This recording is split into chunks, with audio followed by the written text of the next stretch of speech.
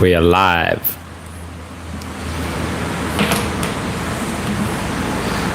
Anybody want to come for a live stream?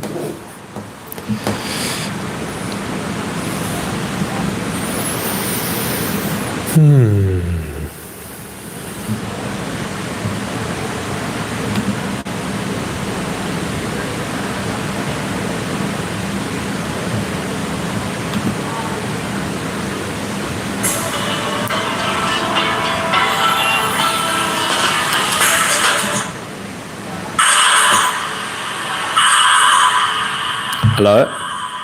I'm checking the sound.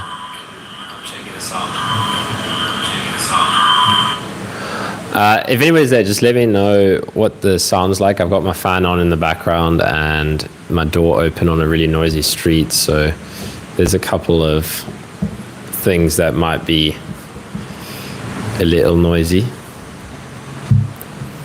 Also, I can see my lighting. I look like I got like scary bags under my eyes. Sorry, this is the best I can do. Cool, well, let's see who joins. You're welcome to ask any questions.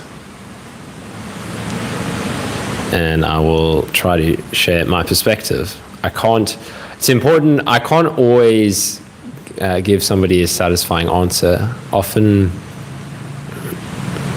somebody doesn't give me enough or gives me a really broad question. So I'll do my best.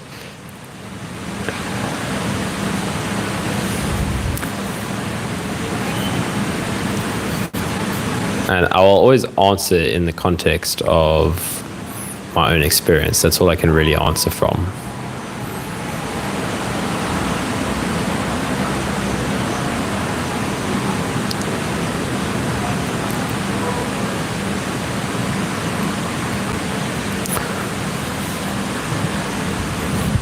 So maybe one thing I'll talk about while I wait for some questions is something I see a lot in the comments is this happens all the time and it's been happening for a long time and it's fine, but I guess I want to say something about it is when somebody's asking me about do I have this symptom, do I have that symptom, do I also struggle with this symptom,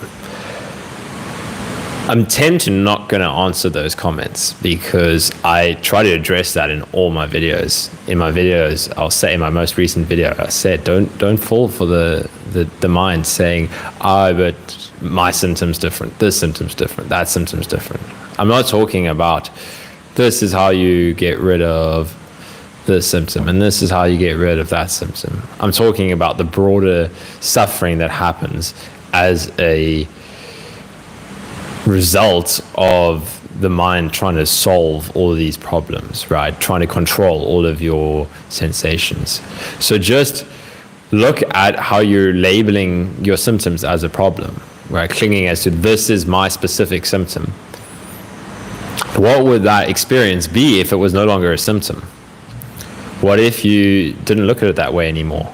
What if you dropped the label symptom and illness and just went into the experience and just explore it, what's there? And notice how the mind will be like, but all of the hidden beliefs will come up. All of the stories of, but this always comes up. I've been having this for years. I've been struggling with this for so long. This is my kryptonite, whatever. It's okay. When I talk like this, I'm not judging you, but I'm pushing you to let go. Right, I'm not in the game of complicity of where you can kind of tell me why your situation is so bad that you can't recover or why you can't awaken because of this and that and this and that and all of your struggles and all of that.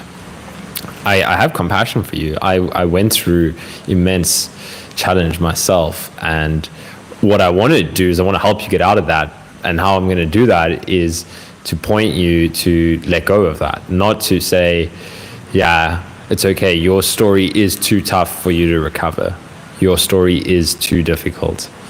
So as I've been saying this in all of my videos recently, when I say something that triggers you, and I'll still see it in the comments, right? People still will fall for their own triggers, and it's okay. It's fine. It takes work, but I'll say this is going to trigger you, and then someone will say, no, but talking about fear in that way, it's a little bit too much. And then it's like, can you see that? Can you see that you want to make this about illness and symptoms and not just about fear? So that's just where it feels like I'm speaking from for now. What I'm saying happens in the moment, right? So I'm just sharing what feels most authentic to me, and if that helps people, that helps people, and it seems that it is. So I'll keep doing it. And yeah. So do we have any questions? Or anything you want me to talk about in particular? Awakening, meditation, symptoms. You can still ask these questions. Like it's still, I don't know.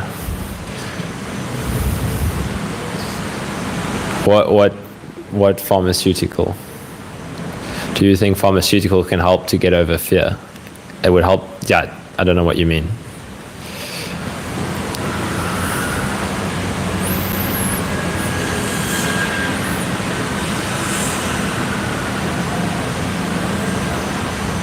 Antidepressants, yeah, that's what I was thinking. Sure. I mean, I'm not a psychiatrist, so I'll take everything I say here with a pinch of salt. I'm not qualified to advise people on medication. To be honest, I tried a fair bit of antidepressant medication myself throughout the journey. It was kind of the early stages of the journey when I first had long COVID. And sorry, I'm just going to turn off the comments on my phone so that I can focus when I'm talking, and then I'll check the comments on my laptop. Antidepressants, right? I tried a whole bunch at the start of my journey because I went to a bunch of doctors with long COVID and nobody knew what was going on. And I was struggling a lot with really bad headaches. And one of the doctors suggested antidepressants to help relieve tension headaches. So for like 4 months, I bounced between different antidepressants, seeking which one was going to make me better. I tried SNRI, which is like an SSRI, but it does norepinephrine as well. And then didn't like that. I mean, I could notice it. Probably the serotonin helped in some areas, but there's side effects to any strong medication, right? So, and I was noticing the side effects and I didn't like it. I wanted to know what was my baseline without medication. And then I tried amitriptyline. It's like an old antidepressant. That made me feel like shit. Like I would wake up and feel like I was hit by a bus. Whereas funny, the SNRI, I would like wake up way earlier. And I did some research on that, and that's because serotonin kind of drugs like SSRIs and SNRIs affect your REM sleep. It suppresses REM sleep. So when I realized that clicked exactly with my experience. Like I went from waking up at like 8 a.m. to waking up at 5 a.m. And then with the other one, I just felt so groggy. So I stopped all of those. Then I tried Wellbutrin, which is like a dopamine focused one. And that made me, we went on quite a high dose of that, and that gave me really, I guess it was helpful at the time. I was really piled up with university work, so it probably helped me to get through it, but it had a big toll on my nervous system, just anxiety and all of that. So eventually I was like, no, I'm not doing pharmaceuticals anymore. I'm going to figure out a way without any of this, because all of this has side effects. So that's my experience, which, as I said, that's all I can really answer from. I think if someone is going to try, again, take this with 1,000, not a pinch of salt, take it with a bag of salt. Because I'm not a psychiatrist. But from all the research I did, I would say an SSRI is probably the best, because it doesn't have norepinephrine, which has the anxiety kind of side effect. So this is what I was considering. That's why, again, I'm just sharing from my experience. When I was looking at, years back when I was really struggling, if I was going to try something, I was considering an SSRI. But again, there's side effects, right? I personally would recommend not, but everybody's different, right? I don't know your mental background, so yeah, try an SSRI. It could give you the support you need, right? I remember discussing this with my kind of, you could call it chronic recovery coach at the time, and we were talking about it, and she said an SSRI's potential just to give you kind of a little bit of a step up out of all of the anxiety and fear. But at some point you got to face that fear. So I'm glad I didn't try anything again. I didn't. I was just, that part of me was just like, no, it's not going to get me where I need to. I wasn't maybe thinking of it like that at the time. But I did think about it, and I was like, I don't want to be on a drug, because then I don't know if I'm feeling bad because of the side effects or this or that. I'd rather sort things out at my baseline. And yeah, but as I said, I mean, they can be a supportive tool potentially that I would recommend discussing with somebody like a psychiatrist or something. Cool.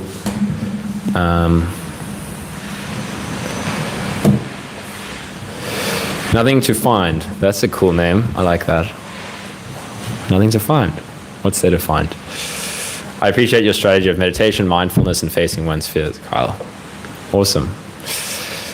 I'm glad to hear it. If you appreciate the strategy, that's good news, because that means that you're applying the strategy yourself, and that's all that matters. So good on you.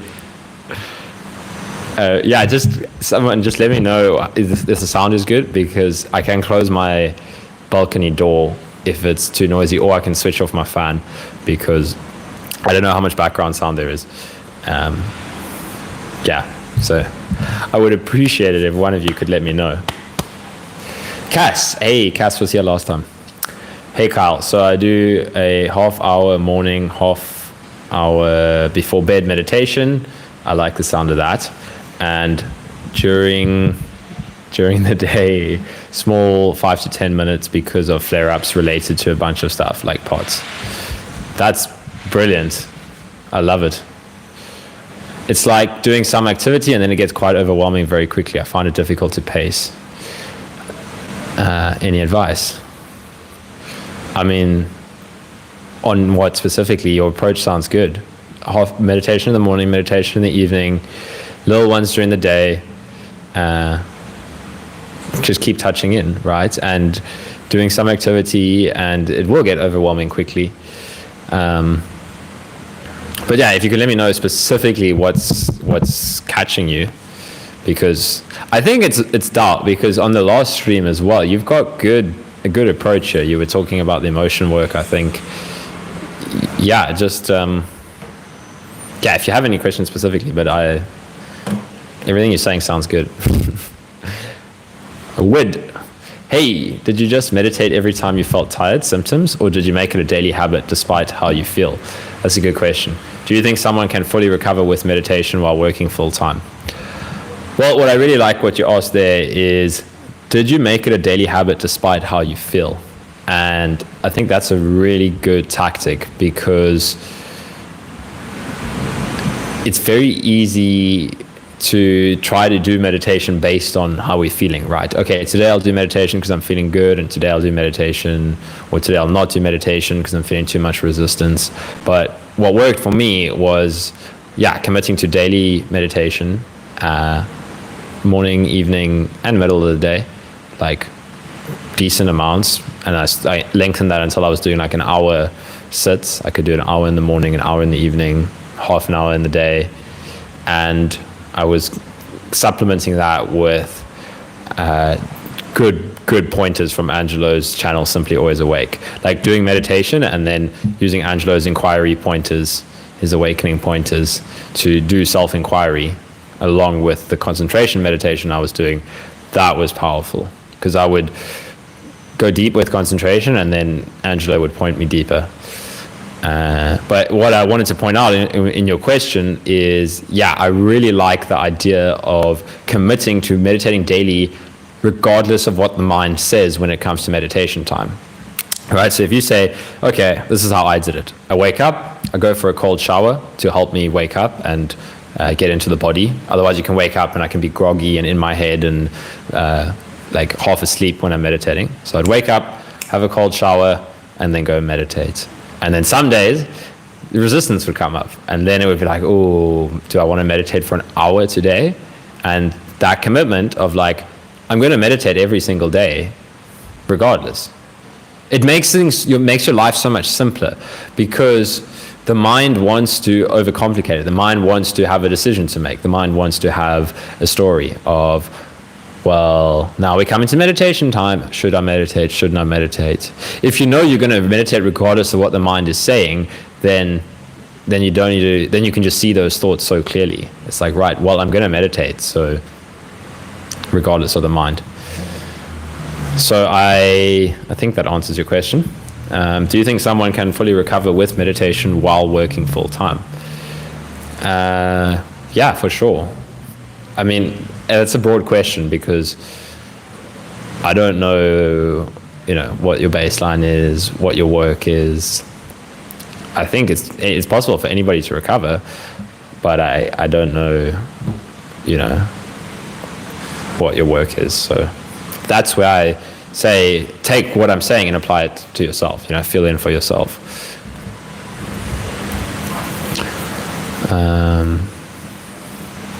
No one told me if my sound was good or not. Well, no one's saying that the sound is bad. It's probably a good indicator. But if one of you kind souls would like to tell me that the sound is good, that would be amazing. Or tell me that if it's bad. There we go. Cass is the legend. Thank you, Cass. Now I can not have to think of closing my door. I take your bag of salt for pots. There we go. Good. I feel like I'm doing something without a plan. The 5 to 10 minutes one is because of overwhelm of symptoms, not so much because I plan to do them. I struggle to get from the housebound state onwards. But that's fine, right? That's how I would do it as well. I would have scheduled meditation, and then I would stop and feel into the symptoms. I think that's a great way to do it, is to have scheduled time and then go. That's exactly how I would do it. I would be cooking or something, and I would start to get into overwhelm, and then I would stop and be like, what's coming up here? What is my mind resisting? And I would do like a 10-minute one, and then I would go back to cooking, and then at the end of the day I would do a half an hour one. So yeah.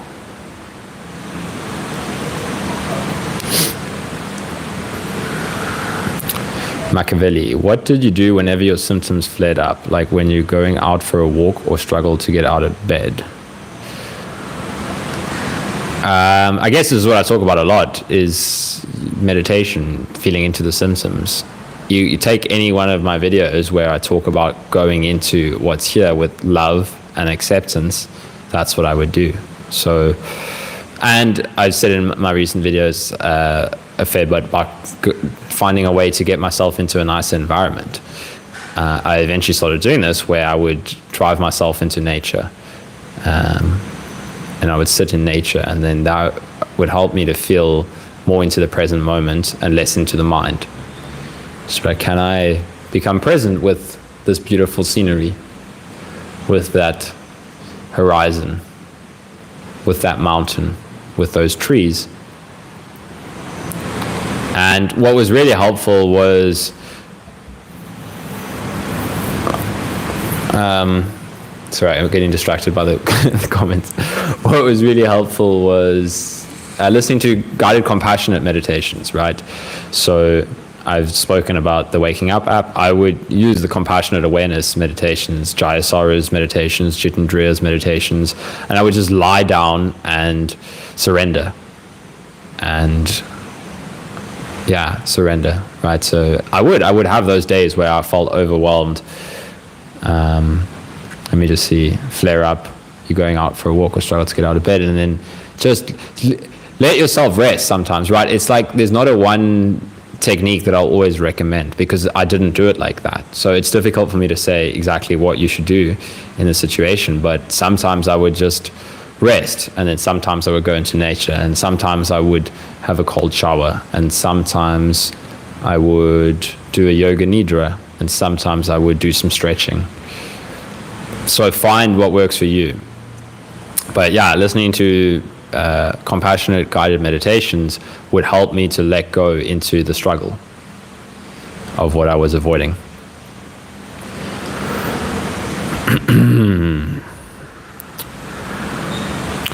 Wood says, I'm glad you have to wake up to meditate as well. Seems like something you should do when you're tired,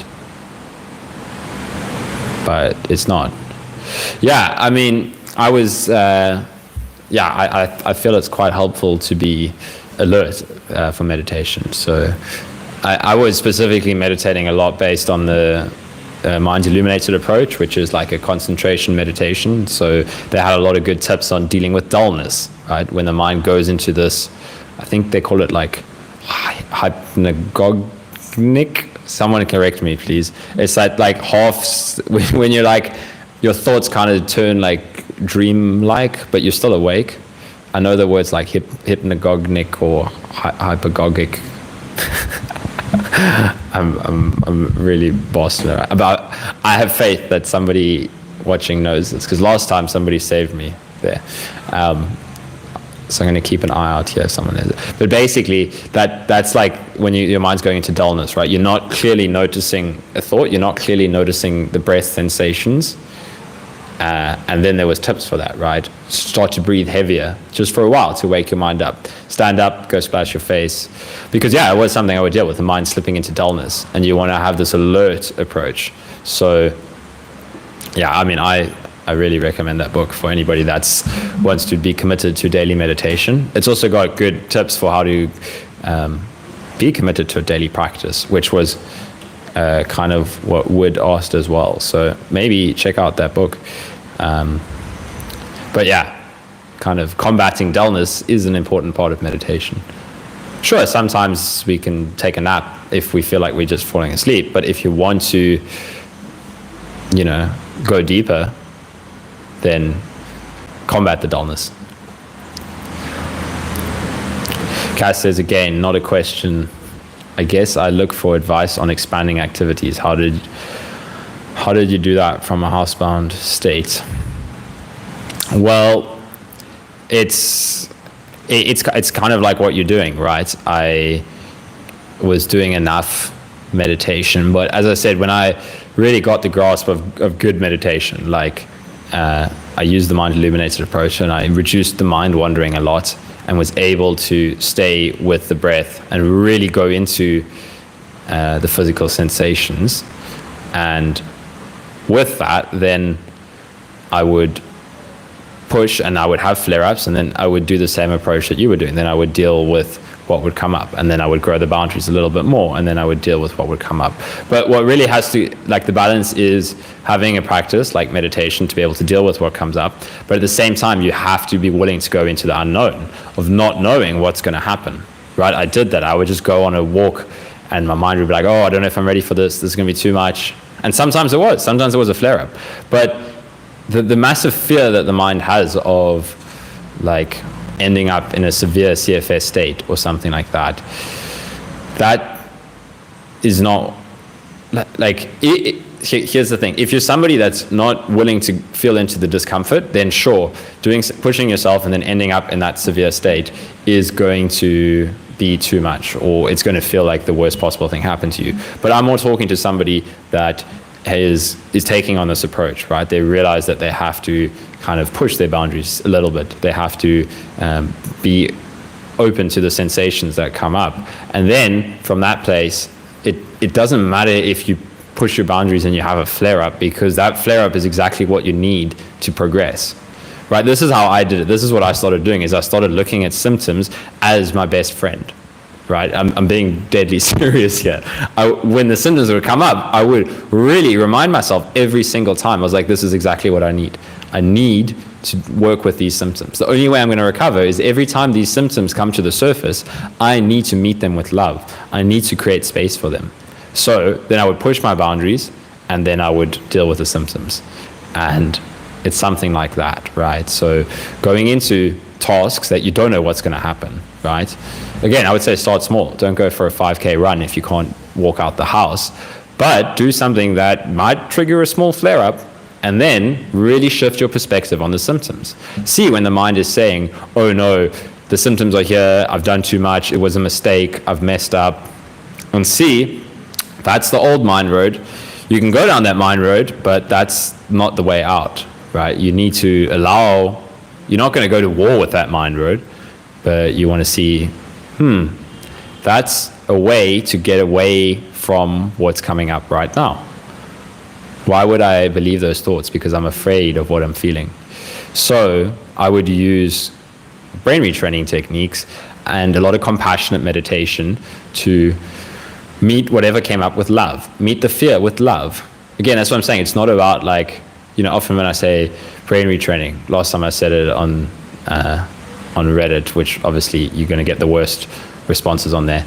But, it's like, it's not positive thinking to think your way out of the symptoms. It's to meet whatever comes up from a place of acceptance, a place of allowance, a place of love. Kind of, this is one way to say it. This may or may not resonate, but you're kind of activating your wise self as opposed to letting the fear self take over, if that makes sense. This is how I did the brain retraining. It was like, okay, I'm going to look from the perspective of the part in me that has the compassion and the capacity to feel this, right?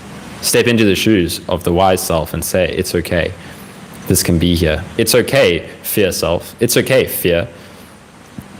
I understand. You're there as a safety mechanism, but this isn't a space where I need a safety mechanism right now. And rest in that love rather than fear. And the beautiful thing is you can meet the fear with love, right? So this is, often people's resistance to this kind of practice is like, oh no, now I'm trying to get rid of something. You're not trying to get rid of anything. You're holding space for the headache, for the stomach pain, for the muscle, and then you're holding space for the resistance. But you're doing it from a space of love. And the more you can get in touch with that space, the more it activates, right? So that's what I was doing. A lot of the brain retraining and the compassion-based meditations were training me to rest more in this space of love, allowance, healing, and that really strengthens that, right? You can, like, this is the neuroplasticity course. I don't often talk like this, but you're training those neural pathways as opposed to the fear neural pathways, as opposed to the negative thought loops. You're training it's okay, I can do this, I can handle what is coming up. Sure, the thought, I can't handle this, can come up, but I can just see that as an innocent kind of visitor in my experience. That's okay. Do I need to make it into a big enemy? No. So that would be my long answer. Okay. Nothing to find says, I second your question. Well, I hope that answered it as well. I hear you clear, but there is noise in the background. Yep, that's what I thought. Yeah, it's probably my fan, but if you can hear me clear, then that's good enough for me. Nothing to find says, 12-step program suggests that as a recovery action, when in overwhelm and temptation to stop, breathe, journal, call someone, or habit break. Once composed, do the chore, then reward with another. Breathing, journal, call, or reflection. Yeah, that sounds good. Stop, breathe,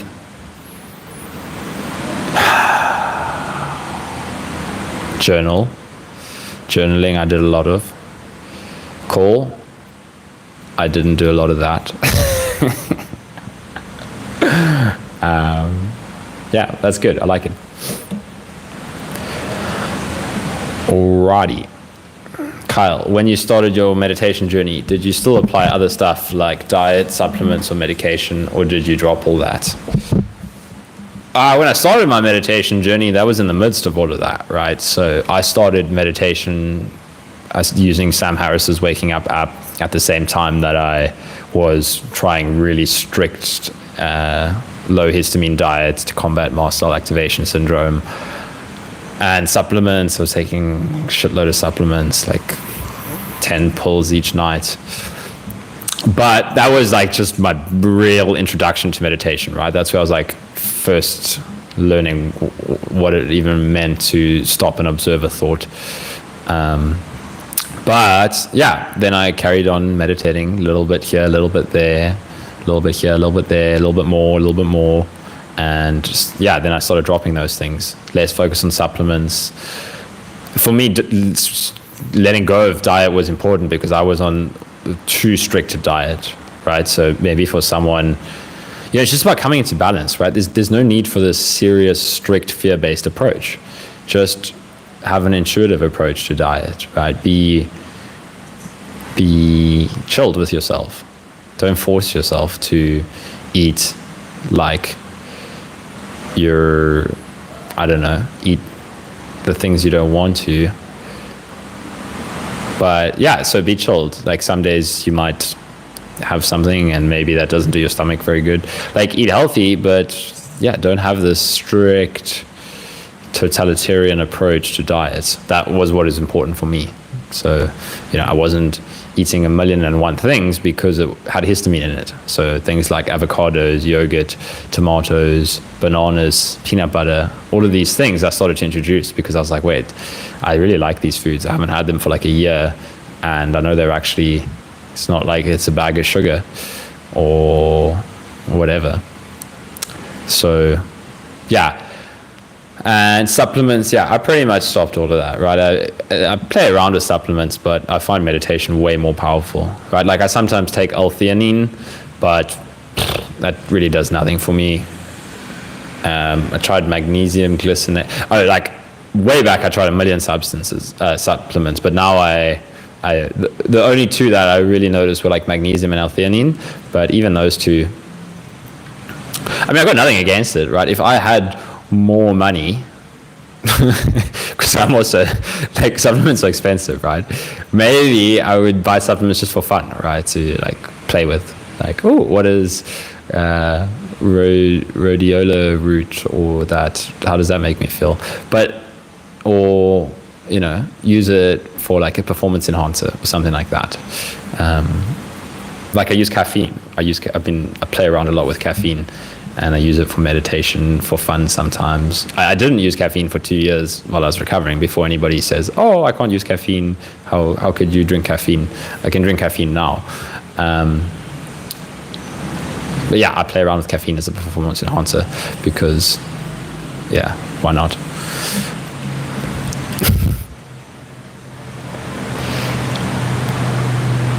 So I hope that answers your question.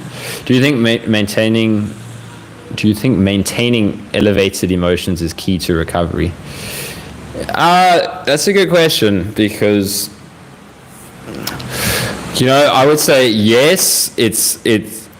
There's space for it, right? There's a space for that work, but at the same time, when we take that approach, we often go to war with parts of ourselves that really need to be allowed, healed, accepted, just as they are, right?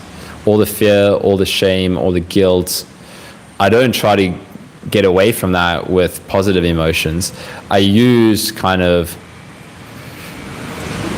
the loving part of myself to hold space for it, to say, hey, it's okay, you can be here. So yeah, that's the trap with that approach of like, oh, I'm going to keep myself in a positive state all the time. Then we really have a lot of struggle when the difficult stuff that is going to come up comes up. So, but I think this is what I was talking about earlier with kind of the balance between brain retraining and allowance, is like focus on the positive perspective, right? That really is powerful. Is like, instead of when something comes up and saying, yeah, I'm going to let this bring me down and all of that. Like that played a massive part of my recovery, was shifting my mindset to being like, and journaling my way through that. Like, I'm really going to retrain my perspective on things. And that was powerful. But then at the same time, I needed to do a lot of work around accepting every single part of myself, everything that came into my experience. So yeah, there's two sides to it. So I think, yes, that's great if we can focus on the positive emotions, but make space for the negative ones, and just allow them to be, and see that there's no problem to let it be here. And that all struggle comes from, I shouldn't be feeling this. So that's the key there. Nothing to find. Yep, symptoms are feedback, trial and error with gentle pushing forward.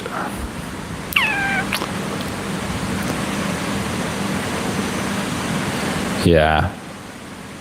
Even like that's fair, but even stopping at looking at symptoms as like, you know, again, take this with a pinch of salt, but just keep it in the back of your mind. Use that natural kind of pacing approach. But eventually we stop looking at symptoms as feedback as well. Like for me now, it's like sometimes there's just intense experiences in the body.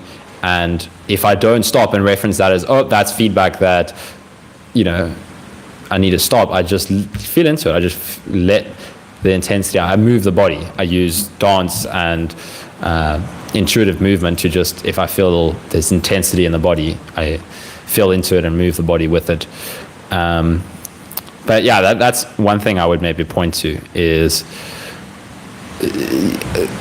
looking at the symptoms as always feedback for our state can be a bit of a trap.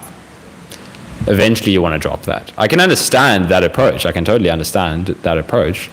But eventually for me, that was part of the letting go, was not looking at this as feedback. But it takes a while to get there, right? It takes practice, because we are so trained to do that. All right. Wood, I appreciate all the time and effort you're putting into helping others. How can people best support you and your channel? Thanks, Wood. I appreciate that. That's a great question. Well, first thing I would say is, please, if you find any of the videos really helpful, please share it if you're on any forums or anything like that. At the same time, I'm not expecting anybody to do that, because I know how people can respond on the forums, so it's personally your choice. But I have a friend who he's on some Facebook groups and stuff, and he said he would sometimes share a video here and there. So that's one thing I would suggest. And then at the same time, I do have a PayPal link, where if anybody ever wants to make a contribution to, a little donation or something, that's greatly appreciated, because this is becoming my main focus now, is to spend more and more time focusing on this. So if people can support that, then I can put more time and effort into this.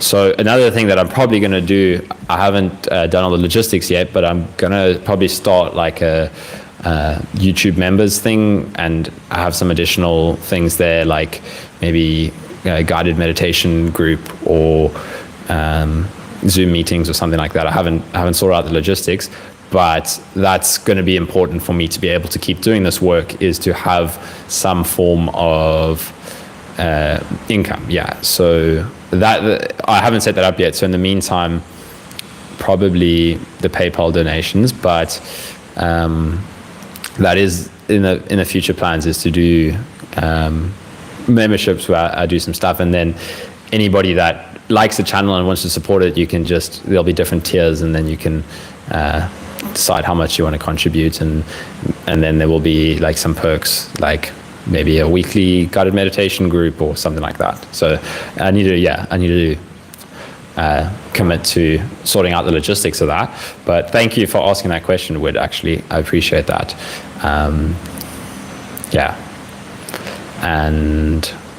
Just sharing the videos, and I think that's all for now. All right, Cass. Cool. Do you know Miguel Bautista from CFS Recovery? I do. I'm in his coaching program, and it's all about reacting well to symptoms. Basically, everyone is saying this in some way or another. Yeah, I've heard a lot about Miguel, and yeah, I remember listening to his recovery story when I was recovering. So I never really watched. I watched a few of his videos, and I did like it. And yeah, so great. If the stuff's all aligning, that's all that matters. Nothing to find. Yep, developing the compassion muscle instead of feeding the fear disapproval muscle. That's it. It's really it. It's a muscle. You can strengthen it through encouragement, right? Through training it.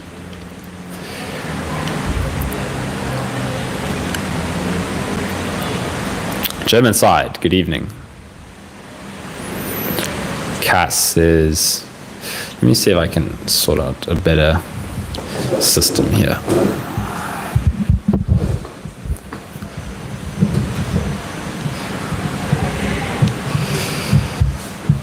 All right. Cass says, awesome, Kyle. I appreciate all the answers. Last one, and then I will leave you alone. How did you deal with life stresses, like financial problems in relation to stress in recovery? Greetings from the Netherlands. So, just look at what's coming up, right? What are you afraid of about that situation? And then, like, something that really helped me with stress was one of Sam Harris's meditations. He's got one called, on his app, called When Life Is, I don't know, it's like, the course is called SOS, right? So it's for like when the shit really hits the fan. And it's like, well, when you're in a, sorry, it looks like my thing, I just said disconnected on my camera, so I don't know if it showed up on your side. But what I was saying about this approach to stress is there's either nothing you can do, so you've come home and your house was burnt down, and you can, be like, oh, I wish my house hadn't burnt down. I mean, obviously that's a really stressful event. I'm talking about it very casually here, but in that situation, there's nothing you can do, but then you can start to take steps, right? Or maybe you're really stressed out about like a tax deadline or something. So then you can feel into that stress, and then what can I do? That's often what is happening with stress, is there's something that we can do, but it's uncomfortable. There's resistance to doing it. So then we'll sit back in the stress state, because it's like freeze mode a little bit. It's like, okay, this difficulty is coming up and there's something to do about it. Well, do it. But at the same time, be okay with what's here, right? So take pause to feel into, what about this situation don't I want to feel? Because life circumstances are some of the most important helpers in pushing you into the deep states, right? So again, shift your perspective on it. When there's a difficult life situation, that is an opportunity for you to feel into some repressed emotion, some difficult space that you would normally run away from. That's how the deep shadow work goes, right? As we go deeper in this journey, it's through the life stresses that push us into the spaces where we wouldn't otherwise go, but we need to go. So, yeah. See what you can do, and surrender as well. Surrender is really helpful. Just, if you don't know what to do, if it really feels like there's nothing to do, then just sit in surrender. That's what I would do. Be like, well, what if I just can't do this? What if, not just sitting there saying, I can't do this, I'm not good enough. Like, you're not trying to do that, but you're just like, wow, what does it feel like to surrender into helplessness? Just feel that. That's like letting go of the ego. And you keep coming back to that, and then things do change, right? That's one of the things. Life is pushing you to feel helplessness, and once you really let go and feel helplessness, life will stop pushing you to feel helplessness. Then it will open up again. But if we're kind of playing on the borderline, then often we'll keep on coming into these spaces. So yeah, just ask yourself, what don't I want to feel? And then often we will find a solution, right? There's often not going to be the solution that we want, maybe, like the perfect imagined solution, but it's not also going to be as bad as the mind fears, maybe. Bob Ryan, what does full recovery look like? I think I'm there, but I'm not sure. Is full recovery meaning you feel like you did before you became sick, do things without symptoms, fear of symptoms? Well, for me, it was about fear, right? Like I don't know if you watched my latest video that I uploaded yesterday. It kind of really touches on that, like life after full recovery. And for me, it was all about looking at any space in my life where fear would still arise and going there and dealing with the fear that arose from it. So that's why for me, it's different for different people, right? But that's why for me, full recovery, I mean, there's no such thing as, like the mind creates full recovery as this beautiful future goal. But full recovery is when you're not seeking something outside of this moment, when you're just spontaneously living, right? It's really synonymous with awakening. It was for me. But yeah, I would say, like, to just talk more from the recovery perspective, when I wasn't afraid to do anything anymore, right? I kept on expanding, and then dealing with what would come up, right? Oh, that will still trigger something. Then I will sit and meditate and feel into that. And now I want to expand again. And then I'll sit and feel into and meditate. And seeing, where am I holding back from life? Where is there still fear? And keep going into that, right? So don't worry about this future goal of full recovery. Just look in your life, where is there something that you actually would really enjoy doing authentically, but you're afraid of? And then what are you afraid of feeling? That's what I would say. I hope that's helpful.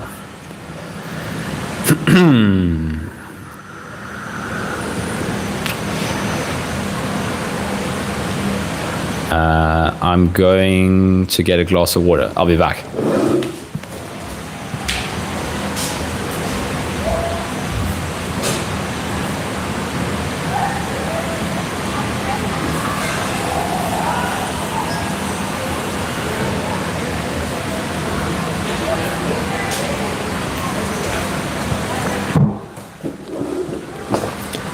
I'm back.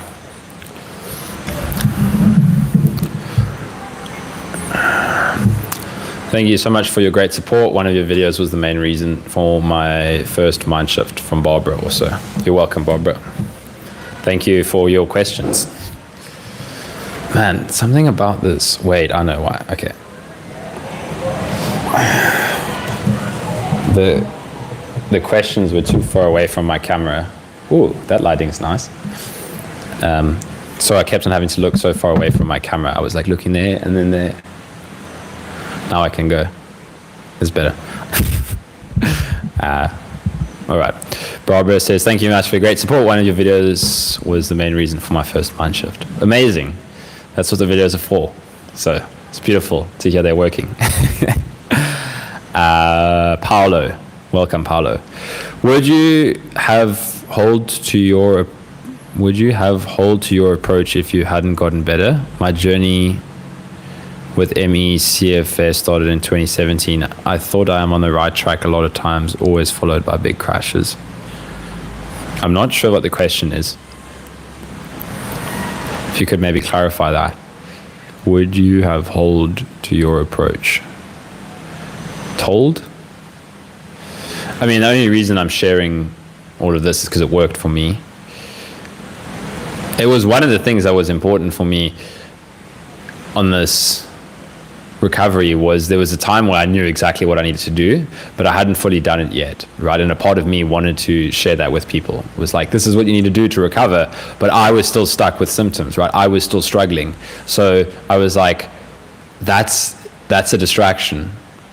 So I really only felt comfortable sharing this once I had gotten to the space where I wasn't struggling with symptoms anymore, where there was no more fear. That's, for me, it was fear, right? It was, what awakening happened, right? Awakening was letting go into the depths of fear and seeing that there was no me that was actually suffering. There was nobody there, that all the thoughts were about this person. There was nobody there. And there was no magical state that the mind could get to. That was all an avoidance of the fear. And dropping into that fear, then the fear, feeling that fear fully, then you're not carrying that fear around with you everywhere anymore. And then I could see how the reason I would get stuck in all of these cycles with symptoms and crashes was this fear at the root of it all the time, making me doubt myself, making me feed the negative spirals. So letting go and awakening, that then dropped the fear, and then I could push my boundaries and re-engage with the world.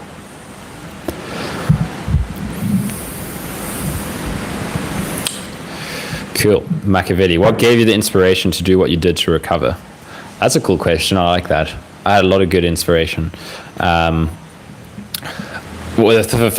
first inspiration was a couple. Viktor Frankl, his book Man's Search for Meaning, realizing that this guy was in a Nazi concentration camp and he was able to appreciate the beauty of life in a Nazi concentration camp where people were dying and being tortured and living in the most horrendous circumstances. That book, I read that really early on in my recovery, but it really laid some good groundwork for me. Right? I still had a lot of suffering to go after that. Probably the most suffering came after that. But it was an inspiration to me, because it was like, well, I'm not going to fight and, for some people, suffering is just a bit. This is how I thought about it at the time. I remember that this mindset shift was like, well, this suffering, I have to take it on, right? I can't fight it, because Viktor Frankl didn't. So that was a big inspiration. These are my early inspirations, right? It was really more the Stoic stuff. Marcus Aurelius, he gave me a lot of inspiration. That was kind of the early triggers, and then I really liked Sam Harris's stuff. Another guy I really liked he's a Tibetan monk, Yongey Mingyur Rinpoche. I think that's his full name. He's a really, really cool guy. And he's got a book called The Joy of Living, I think. And I listened to his talk with Sam Harris, I think it was. And he would talk about how he had crippling anxiety when he was a little boy. And one day, because he grew up in the Tibetan monastic tradition, his father was Tulku Urgyen Rinpoche, who's like one of the most famous Dzogchen, whatever they call it, masters or pointers. So he grew up in this tradition, right? And one day he just went up on the mountain and sat fully with his anxiety and his fear. And he really had this crippling anxiety. And the day he made friends with that anxiety, it stopped coming. But he tried to make friends with it for a long time, but he was trying to get rid of it, right? He was trying to be like, oh, anxiety, I'll be your friend so you can go away. And the day that he was like, no, I will make friends with you no matter what.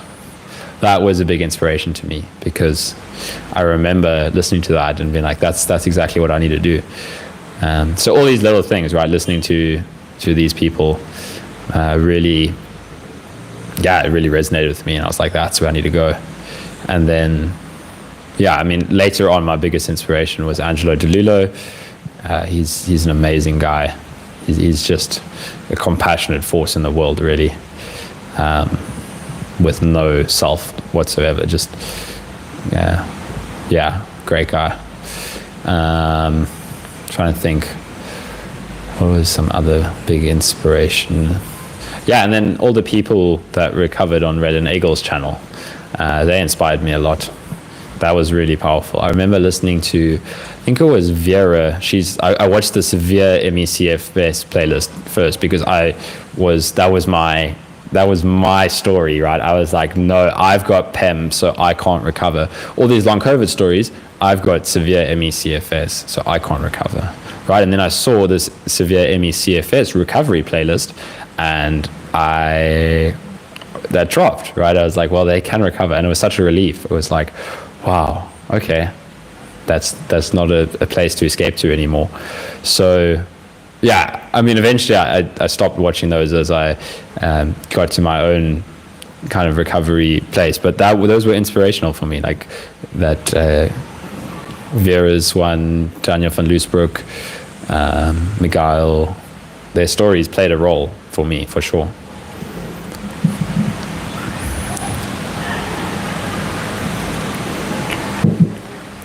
But then it's about going into your own journey, right? It's not about trying to replicate somebody else's story. That's important. Like what I'm doing now is not based on what anybody else did, but I had to see that, right? There was so many times my mind wanted to search for how do I proceed now? Do I, and it wants to copy somebody else's story. So the stories are inspiration. That's exactly what it should be. There should be inspiration, but see that the beautiful thing is this is about you. It's so beautiful. This is your journey, right? So exactly as your life is right now is exactly where you need to be. And then you need to see where you're resisting, where you're fighting. But there's nothing special about my journey. What's special about my journey is it was the journey that I had to go on. That's what's special about it.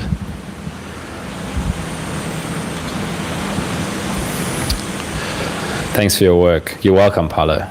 Thank you for supporting the channel, for watching the videos. Would you still do the same if it wouldn't have helped you with symptoms? I think I answered that. Yeah, I figured out that's kind of what you were trying to say. But it did work with the symptoms, so,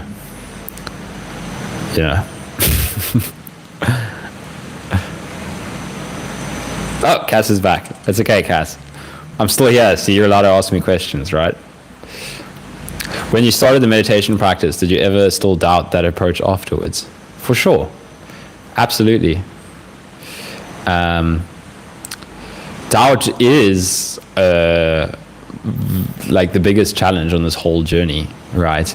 But what's really important is stop seeing it as your doubt, right? I'm doubting this, I'm doubting that. Doubt is a natural part of the process. So whenever you find something that's helpful, you're going to doubt it, right? And the deeper we go is the less we grab onto doubt. Because doubt is a fear of the unknown, right? So as soon as we find something that works, it's taking us away from our ego's safe boundaries, right? This is where the ego, the separate self, has come to reside, and it's happy in its suffering. It truly is, right? The mind is happy in its suffering. It will say, oh, I hate suffering, but it can let go of it, but it doesn't want to. So when we find something that pushes us into the unknown, it will feel great at first, and then the doubt will come. And then that's where we have to learn to start seeing doubt is just part of the process, but it's not your doubt. It's doubt. That's really a power move to realize that. It's just doubt. Doubt will come. That's okay. That doesn't mean you need to stop doing what you're doing. It means you need to go deeper, right?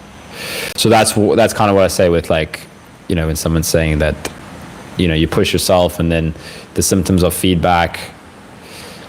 Sure, but there can also be some doubt there. So, yeah. Man's Search for Meaning is the most imposing book I've ever read. Imposing. What does that mean in this context? Grand and impressive in appearance. I agree. Sorry for my poor vocabulary. It is a grand and impressive book, for sure. Very inspirational. Some great stuff. Nothing to find. It says, this little heart is in the way here. Raylan Eagle's channel is my jam. My favorite corner of the internet. It's a pretty good corner of the internet, right? Yeah, I mean, I wanted to say something. This is the wrong place to say it because most of the people here know it. But after I've spoken a little bit about this, but the other day I went and posted something on Reddit, and it was just a pit of toxicity. And what I want to say is to anybody that believes that they can't recover, right? Because that's what there's so much of there. Is like, you can't recover because of this reason, and there's just so much limiting beliefs there, and they will attack, and anybody that goes against it. But I've spoken enough about this. But what I wanted to say, like, I thought of, like, if I could talk to those people directly, which, who knows, I don't really feel like doing that right now. Go and watch Red and Eagle's channel. That's what I would say to all these people that were saying, like, you didn't have it, right? They would say to me that, yeah, the reason you recovered is because you had, like, some weak ass version of what I've got. Like, it's so mean. It's so mean. Like, when you're sick, you're one of them, and when you recover, you're just like, oh no, like, fuck off, you're not one of us. So anyways, what I would say to those people is watch the severe ME/CFS playlist and just see how different people with different lengths of time recovered, right? People that were bedbound for a year recovered. People that were sick for 10 years recovered. So stop coming with your limiting beliefs of, I can't recover because, like, it doesn't matter what comes after that decimal point. It's not true. So as I said, I'm pretty sure most of the people watching this stream are past that place. But I just thought of it now because of Red and Eagle. I had that thought the other day. I was just like, yeah, if I was to post a video on there, I would say that. Just go watch it and then see if that belief sticks. And then watch it again, and then watch it again, and watch it again, and eventually that belief will drop. So yeah.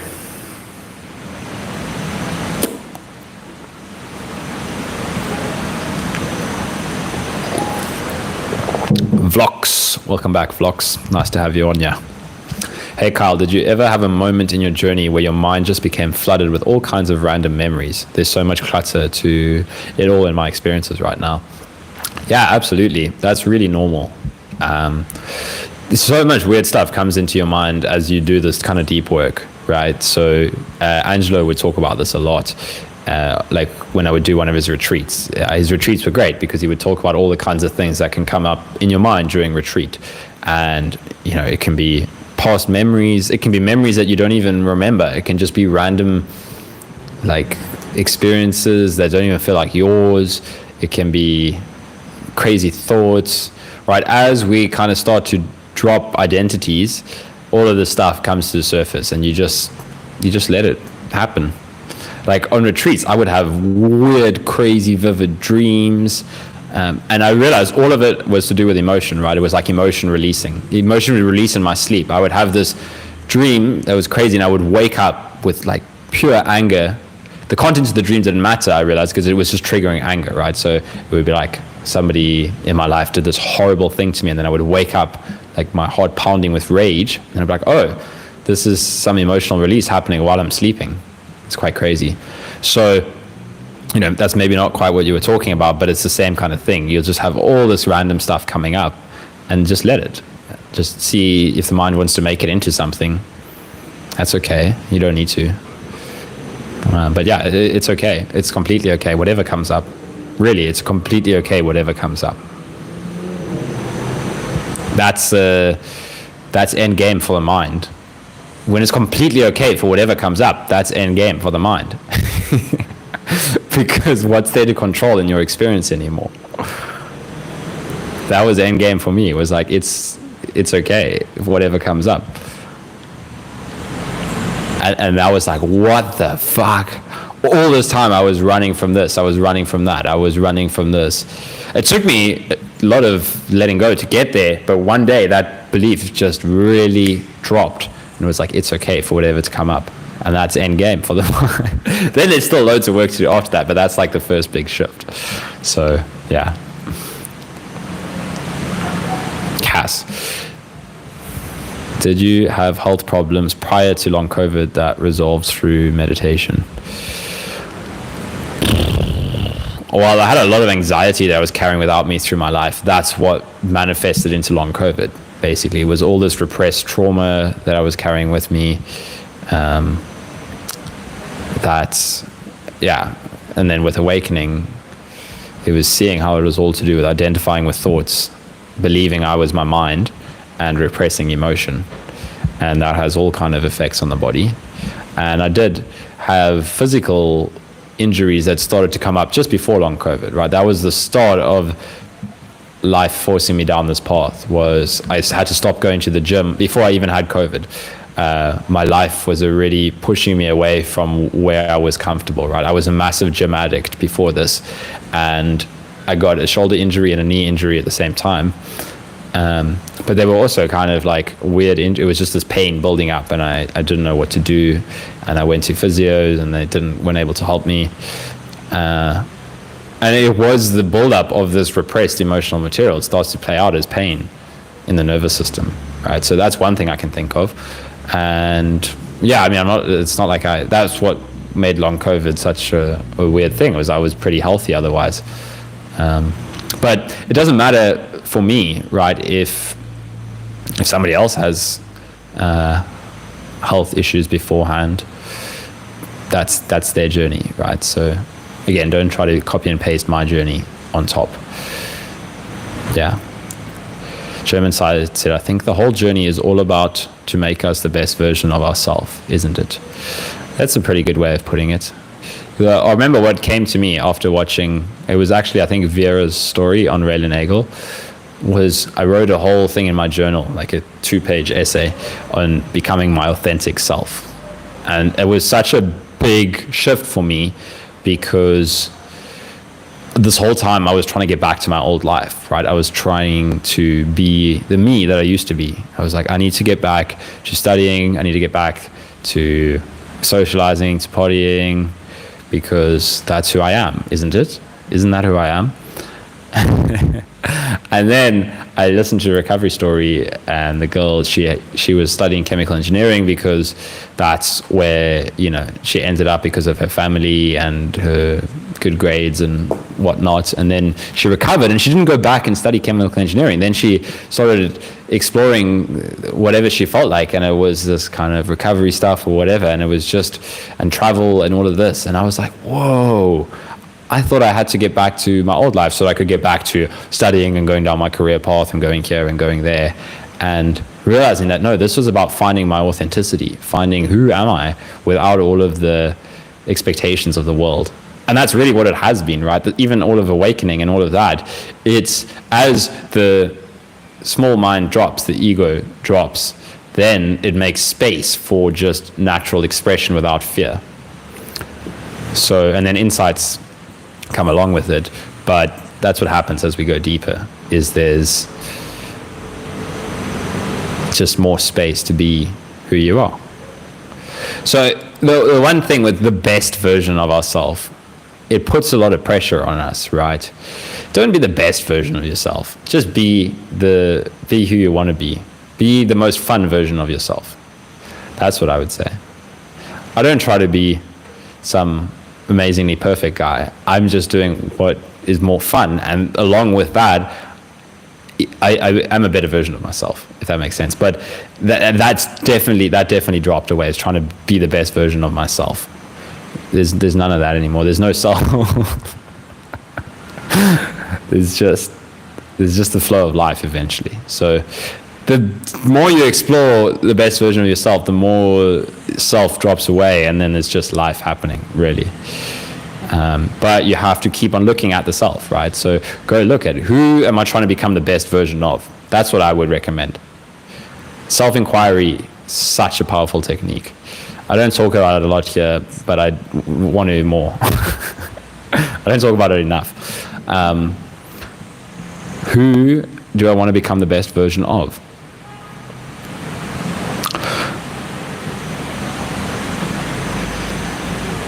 Who's the me that wants to be the best version of myself? Rest in that experience, right?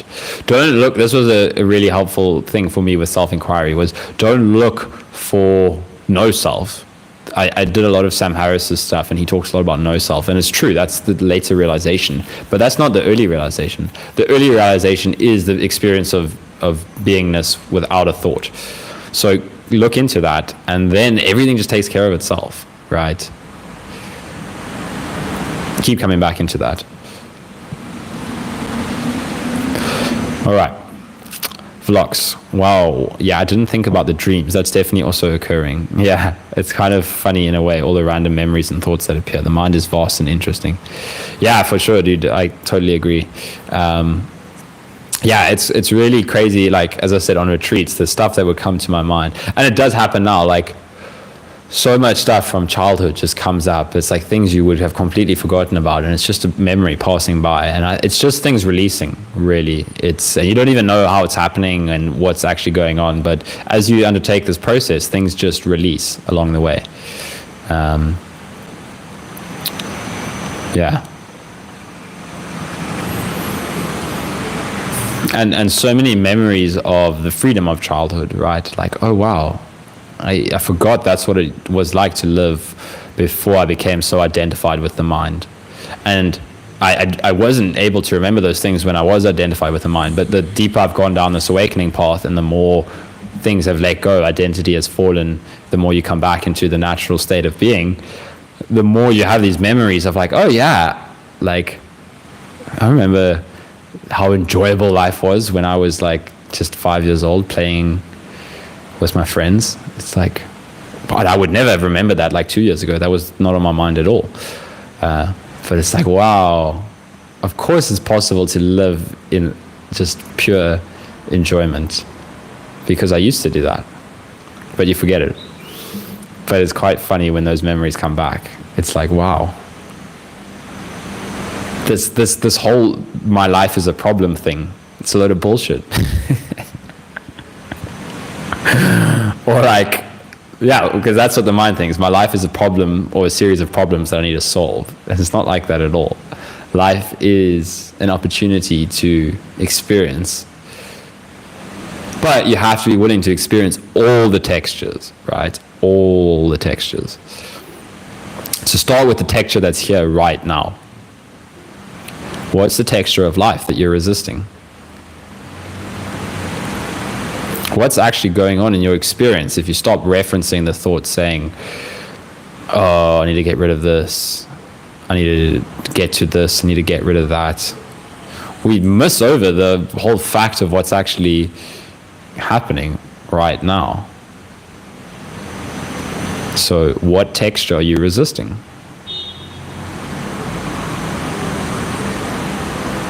What's actually happening, right? Look at the visual field and realize how much is actually going on in the visual field that the mind overlooks.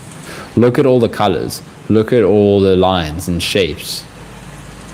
And the million and billion points of light. And say, what's actually happening? And notice the sounds. And notice how much of your experience you're filtering out, and how much of your attention is being taken up by thoughts.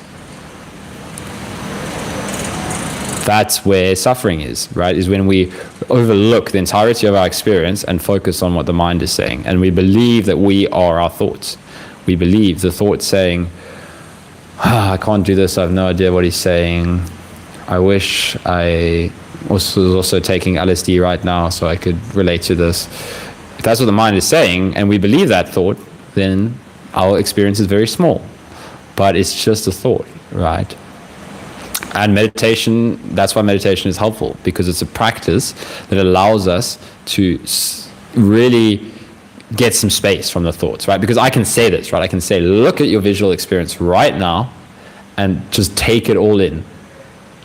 And the momentum of the mind will be so strong that we'll probably just bounce straight back into, wow, this is so cool, or this makes no sense, or like, wow, what's so cool? That's just a shirt, that's just a wall, that's just a bicycle, blah, blah, blah. That's all thought, right? That's not what I'm talking about. That's all the reflection of what's actually there. So that's why meditation and practice is so helpful, because you can start to see when you're going back into the mind, and then kind of train attention back into the senses. And then you see your whole life, all your problems that you thought, it was all just illusion. It was all just thoughts. There's no past, there's no future, there's no you who's suffering. There's just this eternal moment. Truly.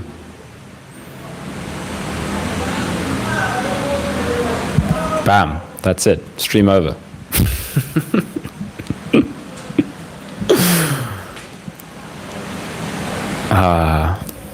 All right.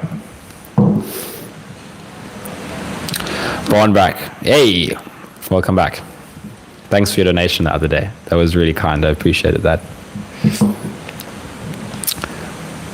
Machiavelli, are you familiar with the works of Joe Dispenza, and does that resonate with you? Damn, so many people are asking me about Joe Dispenza. I had somebody just like an hour ago WhatsApp me about Joe Dispenza. Let's see what my answer is an hour later.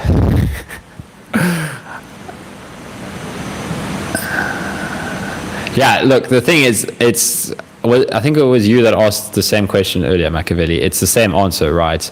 The question about maintaining elevated emotions is the key to recovery. Sure, I think there's a lot of benefit that can come out of that, of training that mindset. But it was like I said, you have to have space for the negative stuff as well. And that's what I talk about a lot. Whoops, that's a Facebook notification. So yeah, I think I know Joe Dispenza wrote the book, The Biology of Belief. I think it was Joe. There's two guys. There's Joe Dispenza and Bruce Lipton that I sometimes get them confused because they wrote similar books. I think those books are all excellent and they really are important, right? Probably so many people could benefit from reading them. But I know so many people that have gotten stuck in kind of the positive stuff because they haven't done the other side of it, right? They haven't done the emotion work, the letting go. There's too much control and fear around, I want to manifest the most positive possible reality for myself. And that's perfect. That's beautiful. Do that. But when the fear comes up, you have to know how to work with that. You have to accept it. Because if you fight against it, you're going to struggle. You're going to get stuck. Because it's a part of yourself that you're resisting. Right? So my answer is the same with Joe Dispenza's stuff. I haven't used his stuff a lot, but I've seen enough of his videos to know what it's mostly about, and I think it's good, right? But I think you can use that stuff more after you've done all of the emotion and shadow work, right? It's more like that for me now. It's like, yeah, then you can kind of manifest things because there's no fear and doubt anymore. So it's like, well, yeah, I can create the best version of reality, but that's after like 2 years of really sitting with fear and releasing into it and that. So that's my same answer, is like, use that stuff. But if the fear and the doubt and the shame comes up, you can't run away from it, because that's a part of yourself that you're running away from. And the more we fight with that part of ourselves, the more suffering there's going to be, the more struggle there's going to be. So yeah. But I mean, people don't realize how powerful that stuff is, actually. Like, without fear and doubt, it's astounding what you can actually do. So I think it's great. Like, if your stuff resonates, I think go for it. And then just be aware of the other side of it, right? I think go for it. Absolutely. Pour it into it, because that stuff is powerful. I agree. But I know there's the shadow. There is the shadow that we have to integrate. You have to integrate the shadow. And a lot of people don't talk about that, right? They'll just talk about the positive, manifesting positivity and all of that. And that's going to keep you stuck if you don't integrate the shadow. So let me know if that answers your question. I hope it does. Cass, when you meditate, do you internally speak to yourself? I hear myself asking, what is my next thought? Or what do I feel? And interesting. I guess it depends, right? It depends what specifically our intention is for the practice or something like that. Whereas, yeah, I will use inquiry questions. I mean, yeah, my meditation has shifted as the path shifts for me. Like, what's coming up, you'll do different work based on that. But, where was your things? What is my next thought? That's a really powerful question, because if you just notice the next thought and you can see it as it arises and go straight to it, instead of trying to create a state of no thoughts, rather say, can I notice the next thought as it arises? Can I notice the moment I get caught in a thought, right? So I'm sitting here and then a thought comes up and says, this is peaceful. Can I notice when that thought arises? This is peaceful. If you can get really curious about noticing the next thought, Not can I try to get rid of the next thought, can I go to the next thought? That is a powerful practice that can take you deep beyond the mind. So that kind of stuff is, yeah. But then also notice when we just kind of stay, like if we're doing inquiry, right? So we can do self-inquiry. We can ask ourselves, who is aware of thoughts? And we can use that to really drive ourselves into the feeling of being you right now without a thought. Who is listening to these words as I say them? Who is the one that's thinking of the next thought? That's saying, oh, I hear what Kyle's saying. You can ask yourself, who is noticing thoughts? And then if we keep on the level, who is noticing thought? Am I noticing thought? Is this a thought? Is that a thought? That's when I'd say, okay, we're believing thoughts there. We're getting caught up in a mind distraction. But come back to that and then be willing to let go of the question, right? Use the questions to lead you deeper into your own experience. That's all you want to do, is you want to go deep. But you don't want to get somewhere. That's part of the problem, is the mind's like, where's this going to take me? What's going to happen? Is this shift going to happen? Am I going to experience whatever? Just let it take you deeper into the unknown. Who are you without past and future?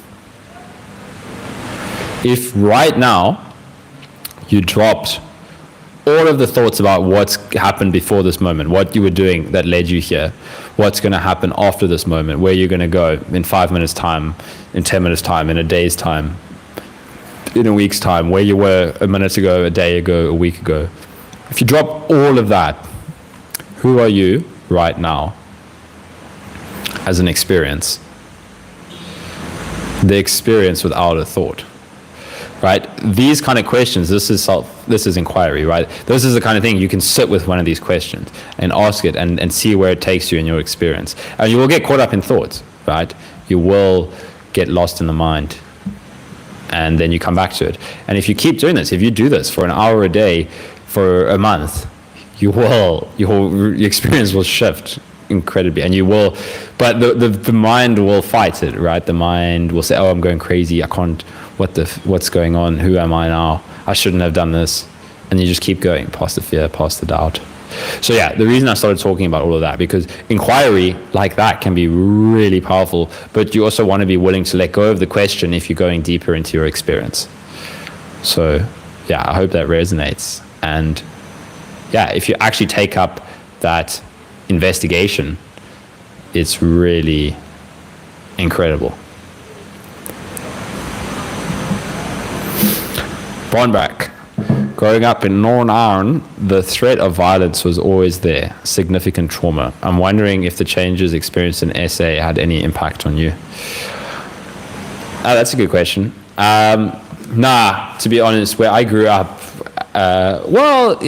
when it probably did actually have an effect, but I was like really young. We got broken into quite a few times in our where we were staying when I was like between the ages of 1 to 4. So then we moved to a really small little coastal village, which was much safer. And from there wasn't really much. So that didn't really affect me. But yeah, for sure. These kind of, because it has a widespread effect. Like I can notice the difference in when I was traveling Europe. I can just notice how much more open and friendly people are on the streets, whereas in South Africa, often people are much more closed off because in general, there's all of this history of separation, of apartness. I mean, it was called apartheid in South Africa, where we separated people by race and said they were other and all of that. Right? It all comes from the mind. But yeah, it's actually, I can see it on like a societal level where there's more fear in South Africa than when I was in Slovenia, for example. Even though there's really, like Cape Town is amazing. It's probably my favorite city in the world. Absolutely adore this place. And there's really safe parts as well. And it's actually lightening up, I'm finding now. Things have lightened up a lot. I guess the things I focus on have an effect as well. If I was just reading negative politics all the time of the future of South Africa, that would make me see everything as going to shit. Whereas now I just go sit on the mountain and stare at the horizon and stare at the trees, and I'm like, wow, this is so beautiful. And then everything's beautiful. Yeah, I can notice the difference. Like the history of a country has an effect on the people that grow up there. But as people become more conscious, we can release like generational trauma. That's the beautiful thing. All right, German side says, the best version of yourself means, for me, more in the spiritual way, loving yourself, forgiving yourself, and being totally authentic with yourself. The rest will follow. Yeah, I really like that. I would say I agree with that.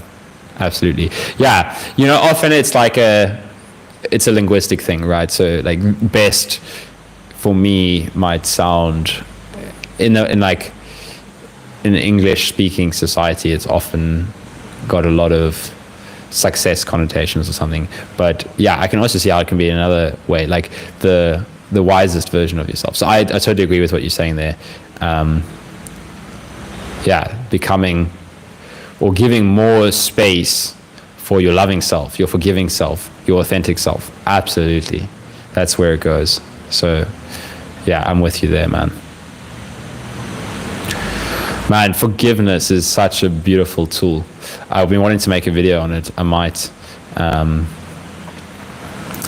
But whenever somebody's triggering you, whenever somebody's done something wrong, sit and feel like, what would it mean if I completely forgave this person? No matter how wrong the mind thinks they were, no matter how much they were the bad person, what would it mean to just sit in forgiveness, that it's okay? And it's crazy. It stops the mind, because it's like, no matter, but they did this. Well, it's okay. We're not analyzing how good or bad they were. We're saying, what would it feel like to completely forgive someone? But the key is, we're not going to be willing to do this until there's a couple of things, but like we stop seeing them as an other that's bad, right? We start to see that everything is innocent. And it's all just a result of people being identified with their own suffering or their own mind. Like, sure, you get psychopaths and people with no empathy, but still, it's arising from conditioning. And when you realize that, you can really just forgive everything. It doesn't mean you have to like it, right? Like, someone is a dick to you, you can forgive them so that you stop going on about it in your head, but you don't have to hang out with them again. You can set boundaries. But yeah, I just love forgiveness. Like when I started doing that, I was like, holy shit, it's like a freaking cheat code. Like, often I would forget it for a while, like, this person shouldn't have done that. You know, the fact that they've done this is making me uncomfortable now. And it's like, well, what if I just forgave them and but not in a condescending way, just like, hey, it's okay. You didn't know any better. And what would it mean like to just give you love either way? But we're going to struggle to do that if we're hanging on to being a victim, right? If we've got a victim identity where we want to blame society, other people. So look where this is in your experience. Is there anywhere in your experience where you're trying to blame somebody? And then look if you can explore forgiveness, right? Be like, sure, maybe what I'm experiencing right now isn't great, but how am I trying to project this onto somebody else to avoid accepting the fact that there's uncomfortable stuff in my experience right now? And what would it mean like to forgive the person that I feel that I have been putting all the blame on, right? Where there's so much of this in the mind, right? It's like, it's the other, it's the government, it's the whatever, it's the politicians, it's that political group, it's that repression group. So much of that. What if there's no other?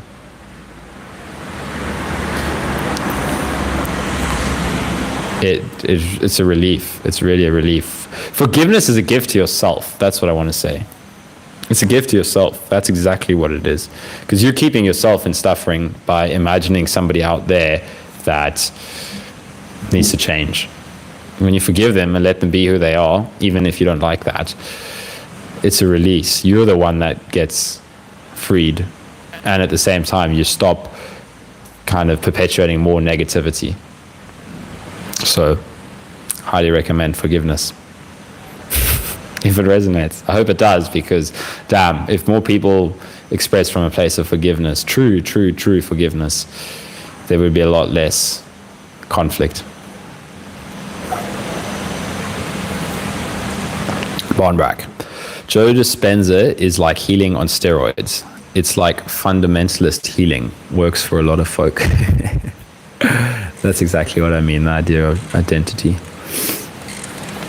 Yeah, but it really can work though. So I really, if anything works for somebody and you think maybe, does this align with what I'm talking about?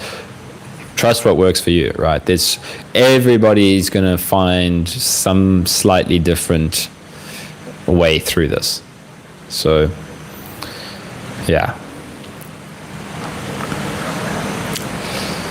Yeah. Habala Dudala 1% and 99 cents. What a name. Habala Dudala. Oh, I love it. Hi Kyle, I have my longest crash since over half a year. It paralyzes me since 7 days. I try to be calm as much as possible. I have done much more than before. That's great, man. I mean, sure, it's challenging when we find ourselves in difficult states, but you're trying to be calm and you're doing better than before. So just see if you can use these difficult experiences as opportunities to practice seeing where there is something in your experience that you're afraid to feel. Can I give some love to the part of myself that's struggling right now? And can I see where I get caught in fear thoughts, right? In thoughts saying, I'm stuck in a crash, I'm doing badly. See if you can let go of that and give space to acceptance, allowance. Use this as your opportunity. There's nothing that's gone wrong, right? This is the way through recovery. Recovery is not about getting rid of all the crashes. Sure, there's pacing and whatnot, but there's never anything that comes up that was a mistake. It's exactly, if there's difficult stuff in your experience, it's there for you to explore. So yeah, I really, it can be challenging for sure. I'm not saying that it's not, but really use this opportunity to see, can I use this as an opportunity to practice my going into discomfort, to learn to forgive the symptoms. Even what I was all saying about forgiveness, now that applies to symptoms as well. It applies to anything that you're resisting. Can I forgive resistance for being resistance? All of that. So I hope that helps in this difficult period.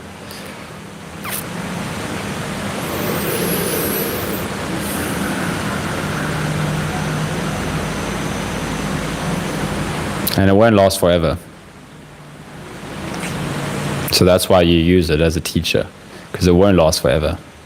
So if it's at some point it's going to release, it will. Nothing lasts forever. If at some point it's going to release, why not learn as much about letting go and love as you can from this experience? Because it will pass. So let it show you how to let go. Let it show you how to not control sensations, all of that. That was really helpful for me, was like, this will pass, so can I let it be my teacher? Can I let it show me exactly what it needs to? All right, all the best. Cass. Do you always meditate seated or also laying down or even standing and walking? Well, mostly seated, but I love walking meditation as well, because eventually everything becomes meditation. But yeah, seated meditation is, well, for me, what allowed, I mean, I would do laying down.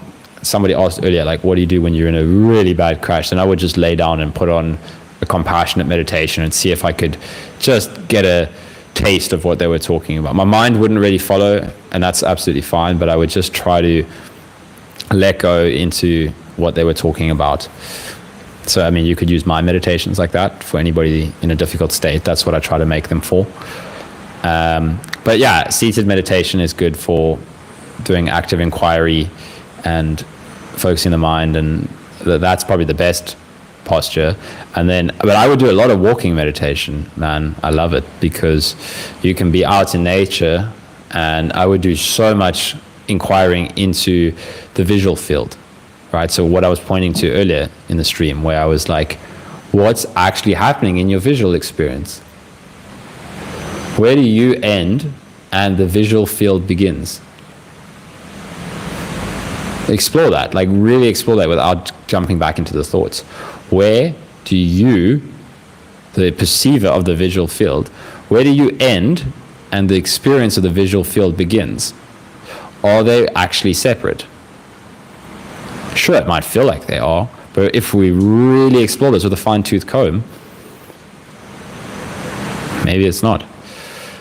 So I would practice seated meditation a lot, and then do this kind of stuff with walking meditation, or just notice the sensation of the feet walking on the ground as I walk on a road with trees around me. So yeah, a lot of walking meditation, but I feel like a seated meditation and walking meditation complement each other.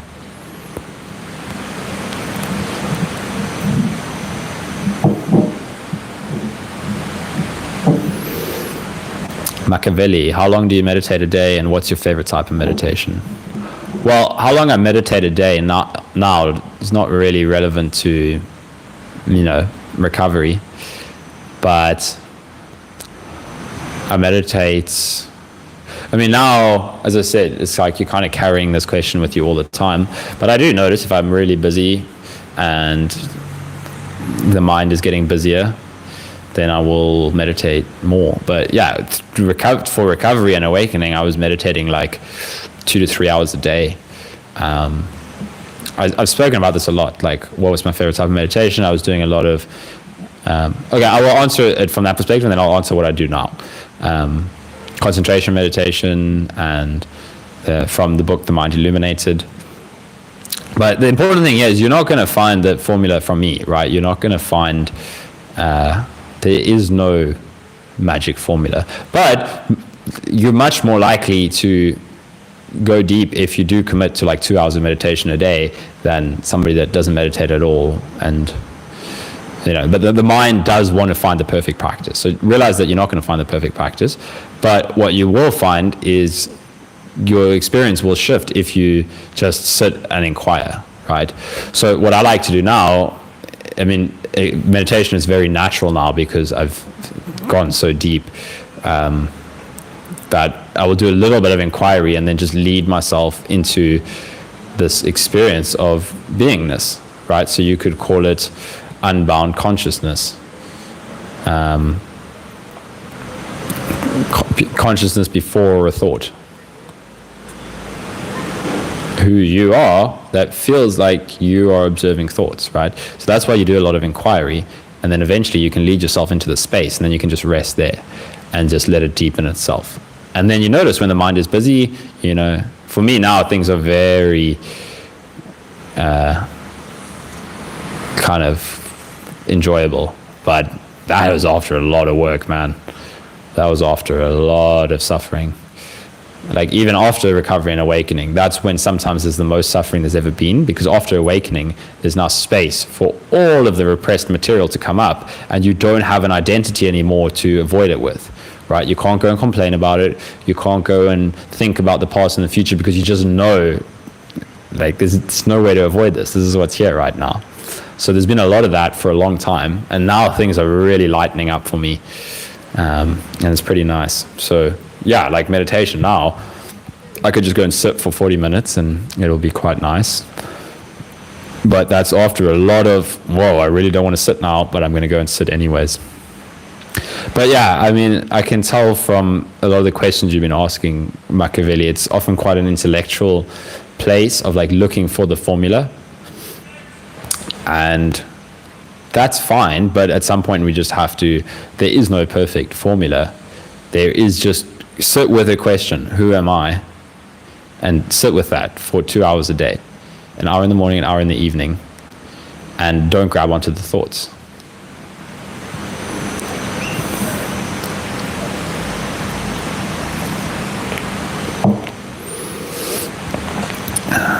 Cass says, I can sit, but I find that laying down makes me more capable of getting into it since my body is most relaxed that way. That's cool. Yeah, just do what works for you.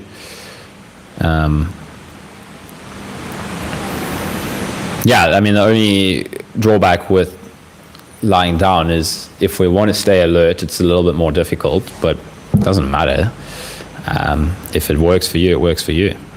Again, all of this is about finding what works for you. Do you drink alcohol? If so, did you stop drinking during your recovery?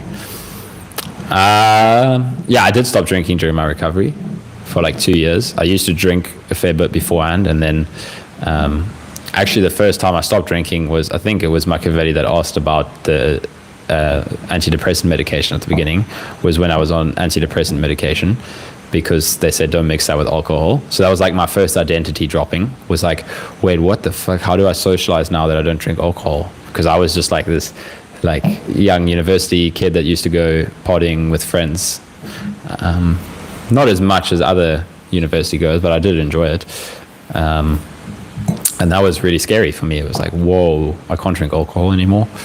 And then, yeah, throughout recovery, I stopped for like 2 years. And then on the other side of recovery, as I said, I've experimented with everything in life now, to have no fear, right? So sure, what happens if I drink alcohol?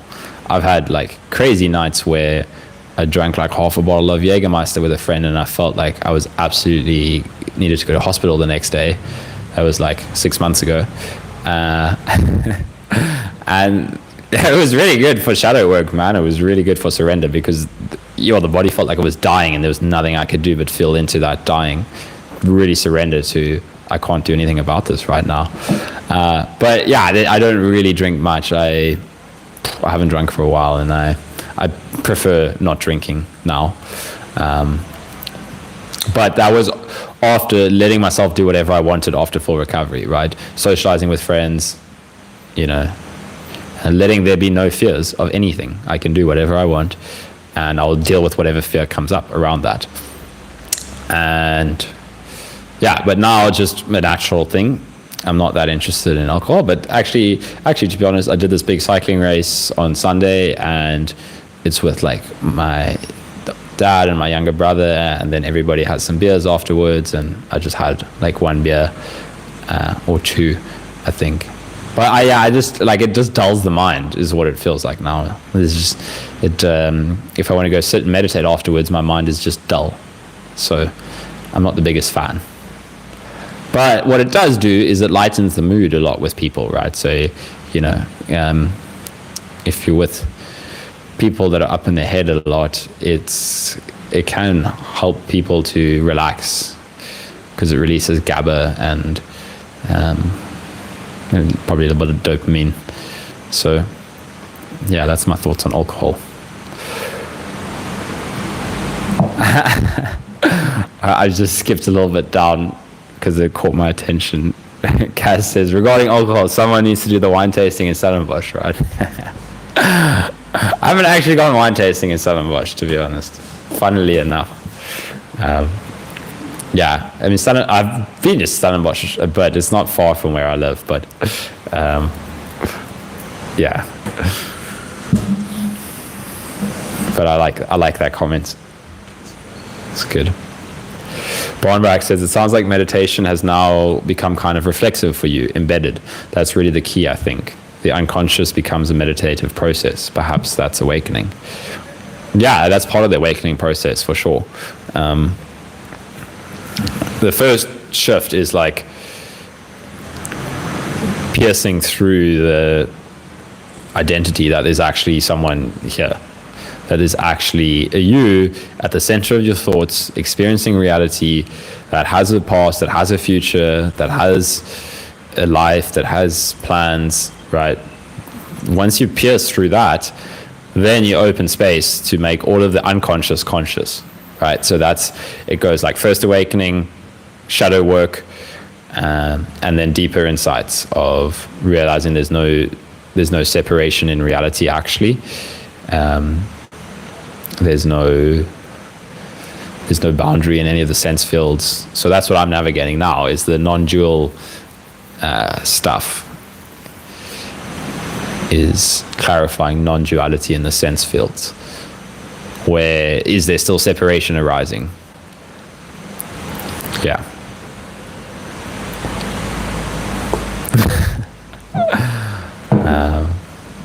Johannes says, can you share what your thoughts about social anxiety? Yeah, sure. So social anxiety was probably my biggest struggle before everything came to a meeting point with long COVID, right? It was what I was carrying with me through my teenage years that felt like my big problem, that felt like me. I'm the one with social anxiety. And what social anxiety has a lot to do with is when we become identified with the mind, we become afraid of the body sensations. And whenever we're in a social situation, there's a couple of components, but this is a part of it, is there's this strong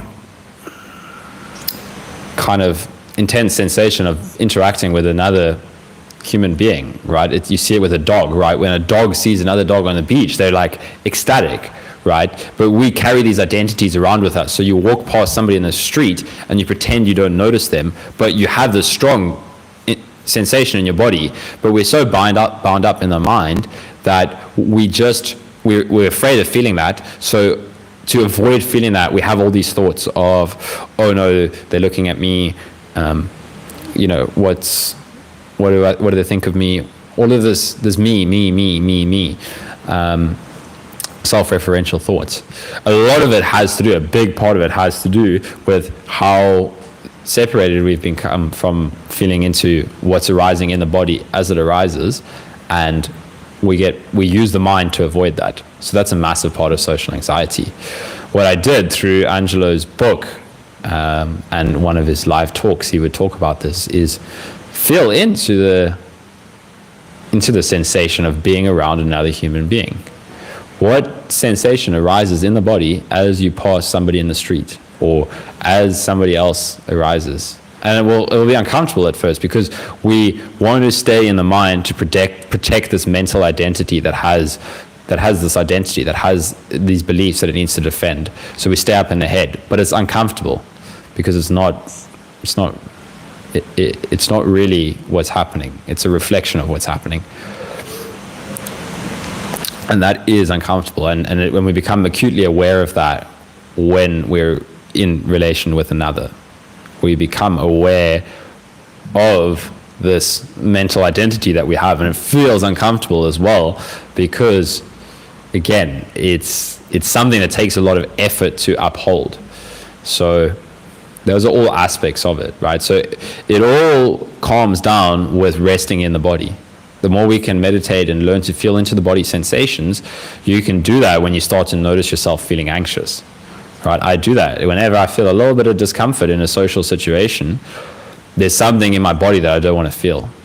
And I'm trying to use the mind to get away from that feeling of vulnerability, that feeling of really letting go. And the reason we're afraid to let go into the body is because it feels vulnerable. It feels like letting go of the mind.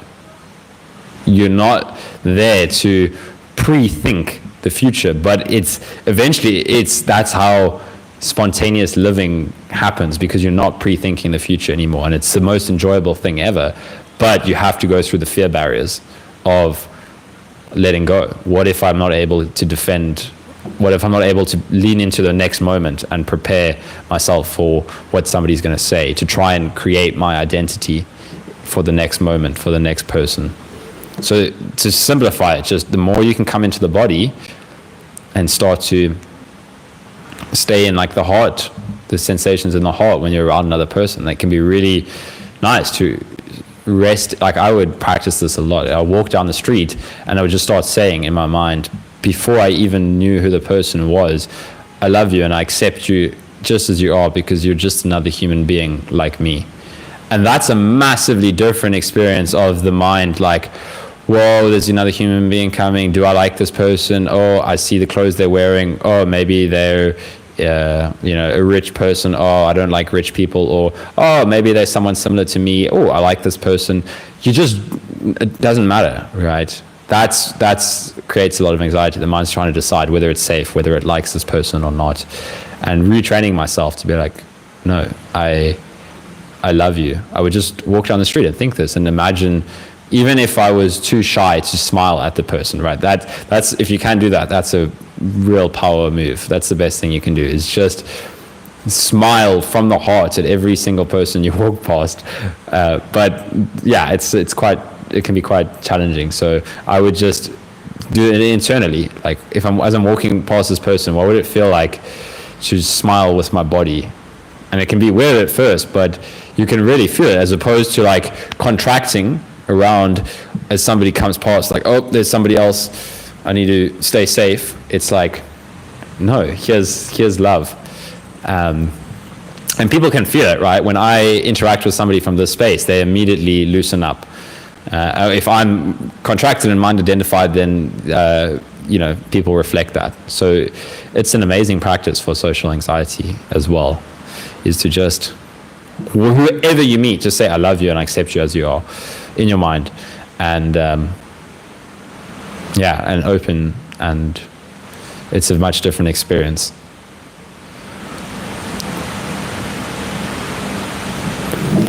So that's my thoughts on social anxiety. Roberta. Hi, Kyle. How to work with implosive repressed anger when it's too intense and sitting with it makes it worse. Well, what's telling you that it's too intense?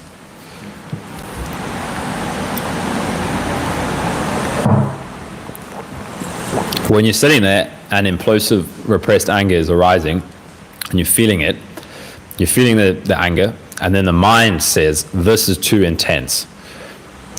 And the mind says sitting with it makes it worse. But that's the thoughts, right? That's the thought that's related to an intense experience arising in the body. Whether it's fear, whether it's anger, whether it's any experience that somebody doesn't want to feel. For some people, it's sadness. It's different for different people. What's the difficult one to feel? But see how that's the mind, that this is too intense. That's what makes the experience challenging, is when we bounce back into the mind, because it gets too intense for the mind. So then we believe now it's too intense. What if I go back into the anger? And maybe this is triggering me saying this. Maybe it brings up the anger. Like, no, that can't be true. It is too intense. And I'm not trying to judge you or anything or pick on you, but it's really helpful to see that. It's really helpful to see how the mind is saying this is too intense, and it's uncomfortable to let go of that, because then we really let go into the experience without any ability to control it. So that's what I would say. Notice that.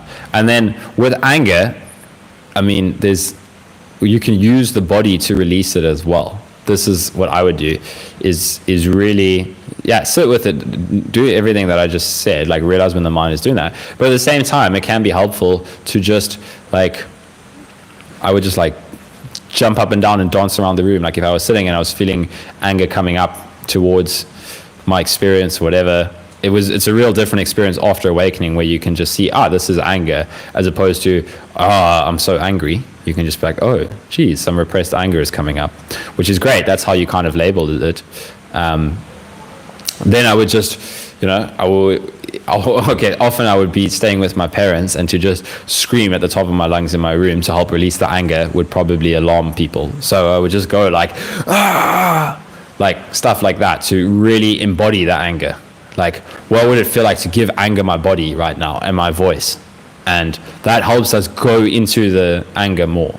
So if we're struggling to do this while sitting, it can be helpful to use the body and the voice as a tool, right? You know, if you are somewhere where you can just scream, then that's cool, do that. But a lot of the time that's going to alarm people, right? You don't want like somebody calling the cops or something. So do what you can. But I would just like, you know, pound my fist against the bed or something, but not out of like real anger. It's something that's like, okay, how can I embody this anger more, right? There's anger coming up. So I want to do all these things, these anger kind of movements to help me give this anger space.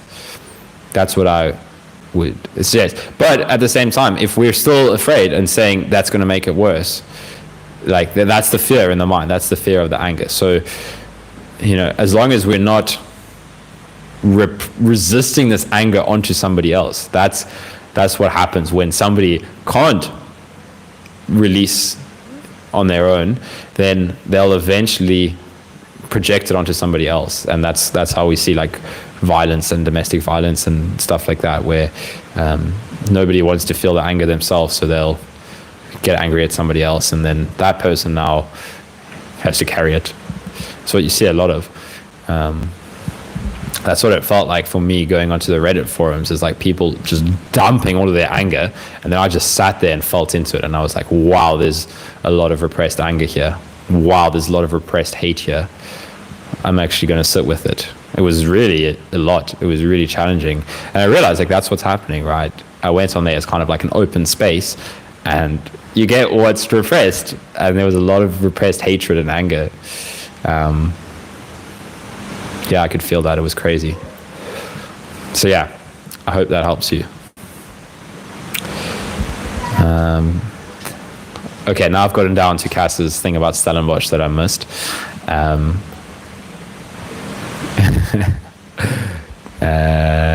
Cass said, I've seen a lot of places around the world, but Cape Town is definitely my favorite city. It's so beautiful and has so much to offer. I'm with you on that, Cass. I recently traveled like all over Europe, and it was awesome. I loved it, like seeing different cultures and meeting different people, and how different people are in different cultures. It was beautiful. I met really beautiful people, really open-hearted people that just let me into their home. But I love Cape Town as well. Like I'm here now because I was staying like 2 hours away in a place called Langebaan, which is like a little coastal town. And I was there for 3 months, and it's very small and it gets a little bit cramped. And then coming back to Cape Town, I was just like, wow, this place is magic. All right. You haven't been doing the wine tasting. I'm sorry, I have to leave your channel. Just joking.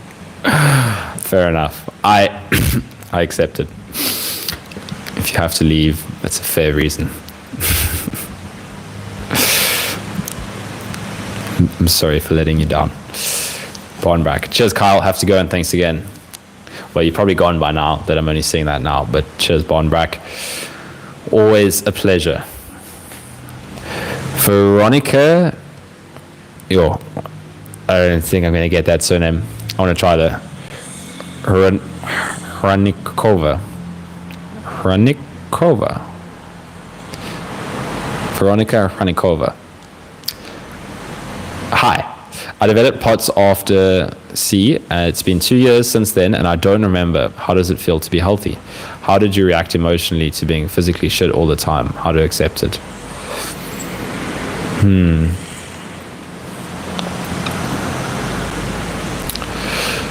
Just notice the emotions that are coming up, and it can bring up a lot of emotions. It could bring up sadness that you're not feeling the way you used to feel. It can bring up fear of the future, of how long this is going to be here, of what does this mean for my physical health. It can bring up anger for why did life do this to me. All of that is an important part of the process, is feeling those emotions.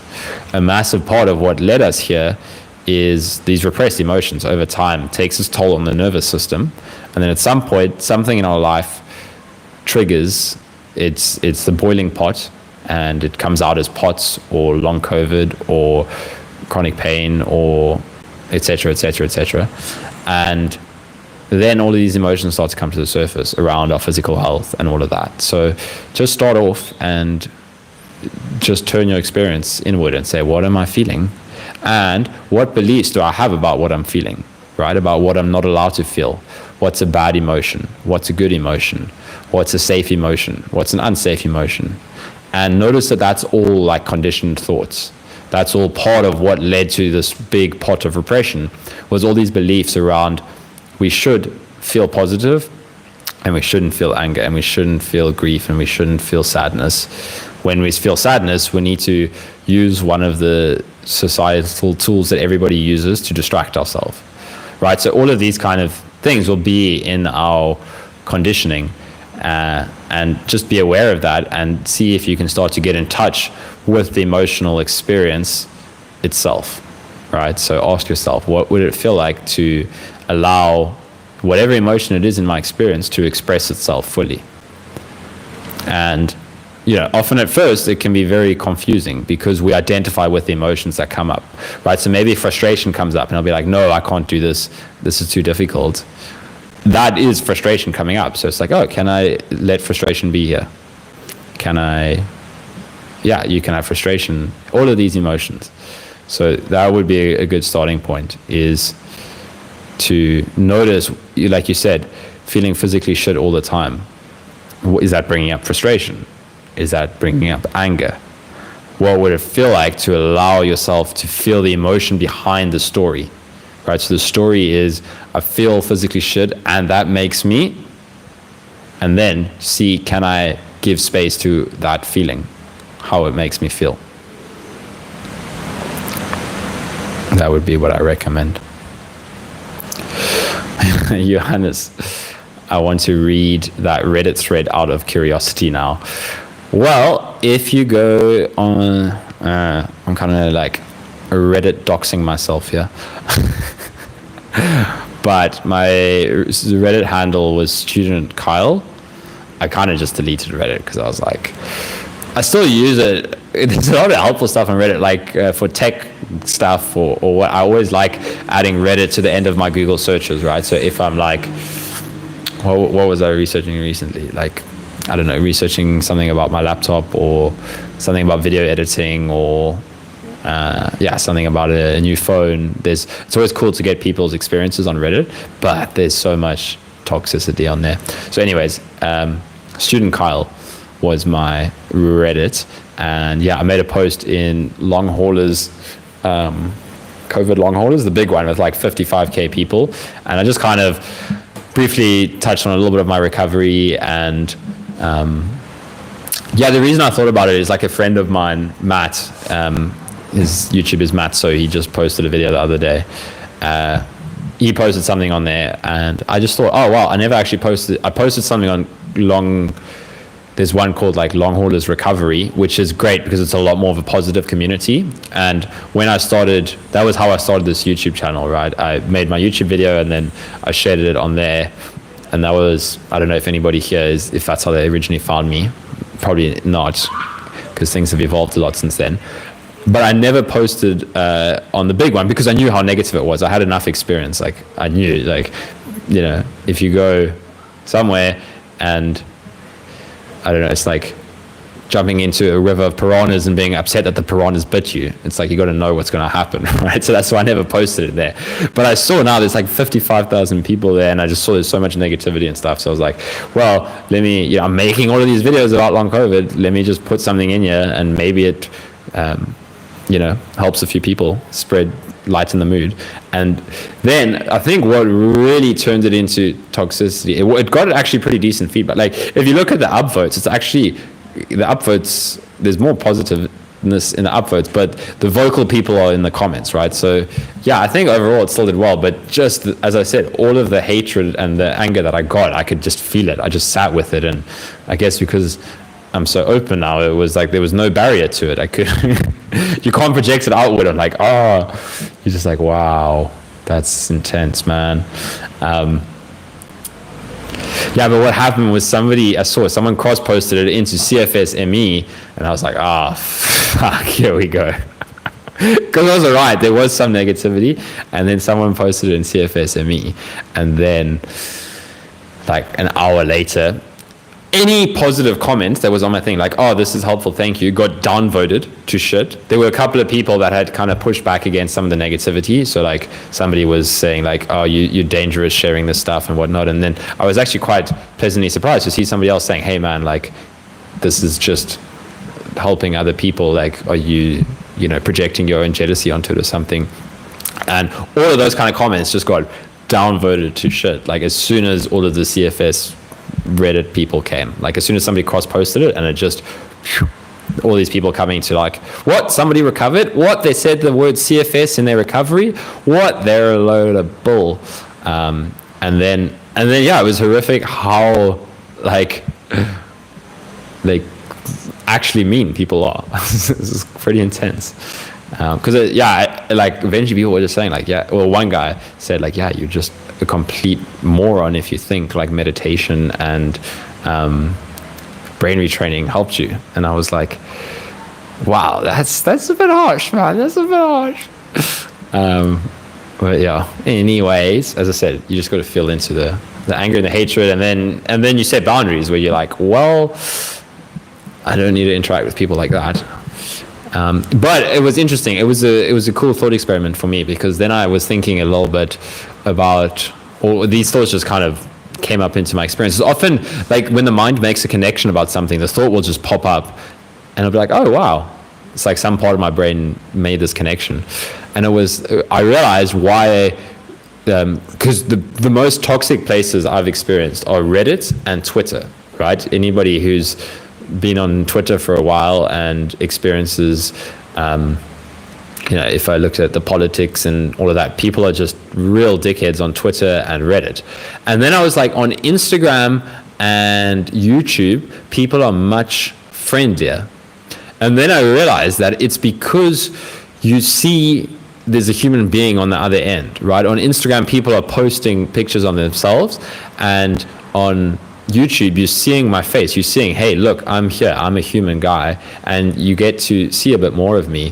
Whereas on Reddit, you can just become an object for somebody else's kind of hatred or anger. It's like, oh yes, here's somebody I can just be a keyboard warrior against. And that was really interesting for me, because I was like, how does somebody feel okay like treating another human being like this? And then I was like, well, you're not seeing that there's another human being on the other end of this, right? You're just seeing something that triggers you. That's what it is. You're seeing something that threatens your identity. Like my post would threaten somebody who believes it is impossible for me to recover, and I can avoid going into the discomfort by believing that there is no hope of recovery. Then I can rest in the known that I can't recover, where it is much scarier to have that ripped out from underneath you saying, no, you can recover, and now there's no way for your mind to rest. Now you have to free fall through all of the discomfort. And yeah, threatening that, then you don't see that there's another human being on there. You just see this thing that's attacking your kind of identity, and you have no reserve, or some people do. Luckily, not everybody's like this, but you have no reserve to just lash out at them. So for me, that was quite an interesting realization. It was like, yeah, the reason YouTube and Instagram are less toxic is because the mind sees that there's another human being on the other end of it, and it's harder to go so unconscious that we can just not even consider the repercussions of our words. On Reddit, it's very easy. On Twitter, it's very easy because you're just seeing text. You're just seeing text, and it's like, well, our minds are used to being empathic to another human being, so it's easier to be a complete asshole. So it was just an interesting thought experiment. I was like, whoa, that's what's going on. That's why there's much more toxicity on those platforms where you don't see the face. And then obviously in person, there's even more empathicness because you really feel another person. So sure, you still get people being assholes in person, but it's much more of a bigger barrier than online. Okay. So yeah, I think that I tell you where to find it, Johannes. If you just search student Kyle on Reddit, you'll probably see it. But as I said to somebody else that commented about it, I was like, be careful, because as I said, you feel the anger, you feel the hatred, and you feel all of that. It's quite intense. Like if you read through those comments, you will probably feel it. So I'm warning you. Linda P says, hey Kyle. Hey Linda, how are you? Welcome to the live stream. I'm probably going to finish soon. What's the time? It's 20 past 11. Oh my goodness, guys.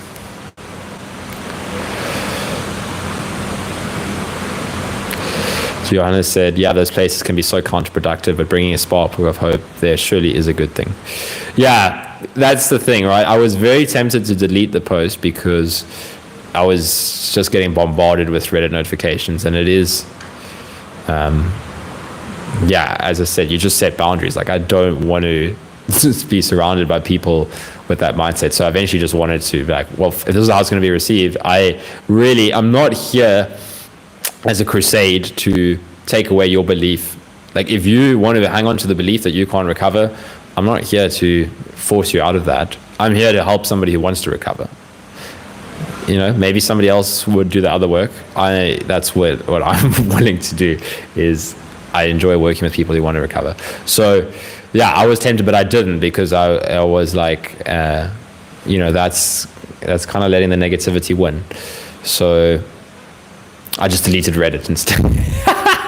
I deleted Reddit, so I stopped getting notifications, and then it's fine. The post is still there. Who knows? Maybe it got removed. That happened to me so many times when I was going through the recovery process, and I was sharing as I was realizing it's nervous system healing and all of that. I would make posts and it would get removed. It was crazy. I would share. There was a guy, Alex Howard, who he has written books about it, and he is an entrepreneur, but the stuff he's sharing is good. But people would just see that he's selling like a course or something, and they would remove my post because I would like tag one of his videos or something, and I would say, hey, this guy's stuff has really helped me. Here's how it helped me. And then I would get downvoted to shit. People would say, you're working for Alex Howard, you're trying to sell his stuff, and then it would get removed. And that was before I'd done all this deep work. So that was really painful. It was like, wow, you people are really tough. But now, as I share often, it's like once you stop expecting other people to soothe you, to accept you, yeah, it's like they can react how they do. But what I want to say, yeah, who knows? Maybe now it's been removed because I deleted my Reddit, so I haven't been back onto it. But yeah, Johannes says, thanks for the warning. I'll take it as an experiment. That's the best way to do it, right? See what comes up in the mind. Like, does this trigger some of that fear that's still in me, right? That's what's really helpful, is like when this triggers something, it's because there's still something we don't want to feel.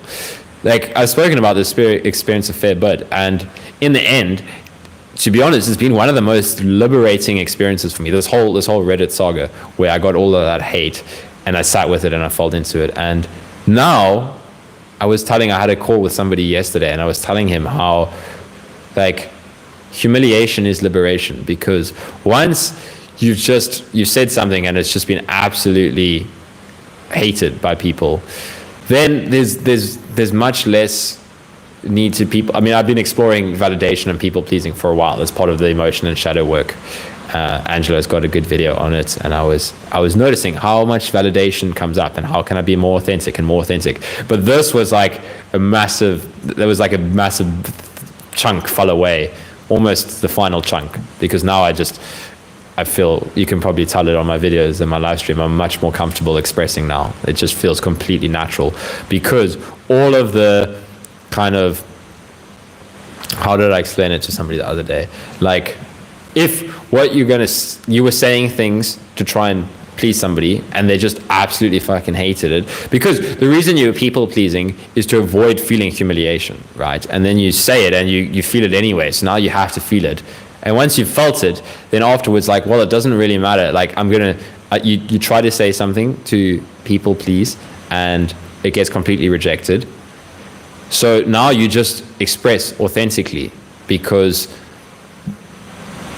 it doesn't matter, right? You know that all you can reflect on, like, sure, right, you can see if you're getting completely caught up in your ego and, you know, like good people are giving you feedback that, hey, you're being a bit of an asshole. Yeah, take that feedback. But I'm not really talking about it like that. I'm talking about more when you're expressing from your most authentic space and you get humiliated and you feel that humiliation, then there's no more fear anymore of expressing from that authentic space, because you're like, well, I did it and it happened and I'm still here. And now, but it doesn't even, like, you don't even think about that. It's not like I'm thinking about that anymore. It's just like, wow, I'm not carrying that with me anymore. So yeah, that's just, long story short, that whole saga actually was like a really powerful shift. So yeah, that's why Johannes is saying, take it as an experiment, see what does it bring up. Okay, yeah, I think we're almost done here. Let's on to Cass's question. Do you ever feel like you don't want to get deeper in the separation from the ego? For me, it can be blissful sometimes to be ignorant and fully live the ego moments. It can be pleasant in a way. Well, I want to clarify that, because there's a lot of maybe hidden assumptions in there. Like, it's not about getting into separation from the ego. The ego is separation, right? The whole thing about is dissolving all separation. So again, often the mind will have a lot of assumptions about what is ego, what is, you know, awakening or whatnot. And that's why, like, I think I was talking about this earlier on the live. When you're working with thoughts, it's not about going away from thoughts. It's not about saying, oh, that's the ego, get away from it. It's like, what if I dissolve all separation from this thought? What if I dissolve the feeling of being separate from the thought and just really feel into it? So, yeah, another thing, like you said, to fully live the ego moments, again, it's difficult to know what that means. But what happens as you let go of more ego and you become more authentic, like, ego is the one that wants to be separate from the world. It's the one that wants to be better than everybody else. It's the one that wants to be kind of isolated and have it suffering, right? That's why people will cling to their suffering, because it makes you more separate. It's like, I have my suffering. Sure, we can like that. Ignorance can be bliss until you see what the cost of it is, and you don't realize you're giving up the gates of heaven for, like, a turd, basically. But the mind chooses that, right? But as I said, I can feel like maybe that's not what you're talking about, because again, there can be assumption like this is an ego moment when it could just be an authentic moment. Like, part of coming out of all of the doubt and the fear is to just allow your authentic self. Like, it doesn't mean that you have to repress your desire to be wealthy or look good or any of these things. But when we believe that being healthy or looking wealthy, healthy, looking good, when we believe those are the things that are going to take away this feeling of lack, in my experience, that's when we're getting caught in the ego, when we seek like that. Whereas once you kind of dissolve the lack by going into yourself, by realizing that there's nothing outside of this moment, there is no future, there is no past, then you can kind of start to live in a more creative way and, start to enjoy this reality more and more, because you're no longer seeking things in the future. You can kind of change your environment, but you can be happy with what's here as well. So I don't know if that's what you were talking about, but that's what came to mind. Alrighty, German side said, cheers for the lovely live chat, Kyle. I really enjoyed it. You're welcome, German side. Thank you for joining. You're like one of the longest serving supporters. Always see your comments on the videos. Yeah, thanks for joining and for all the questions from everybody. Thank you everybody for being here. We had a good turnout today. I can always see the numbers at the top while I'm talking, and it's often a bit of a distraction because it just registers in my mind. Like, while I'm busy talking, it'll be like, oh wow, 5 people just left the stream. and then it's like, okay, well, like just carry on talking about what I was talking about. Or yeah, there's a lot of people. So I do see there's 12 people here now, which is very cool. And yeah, I think I'm going to leave it there because I'm getting a bit tired. Been talking for like 2 hours, 20 minutes. But it was fun. I loved it. Cool. Thank you for everybody that joined. All the best to your own journeys. Johannes says, I can't understand why it's not 1 million. We're a bit far off. I mean, we hit 1K the other day. That was pretty sick. But we're still 999K away from 1 million. Thanks, Johannes. Appreciate the support, man. Yeah. Cool. Thank you, everyone.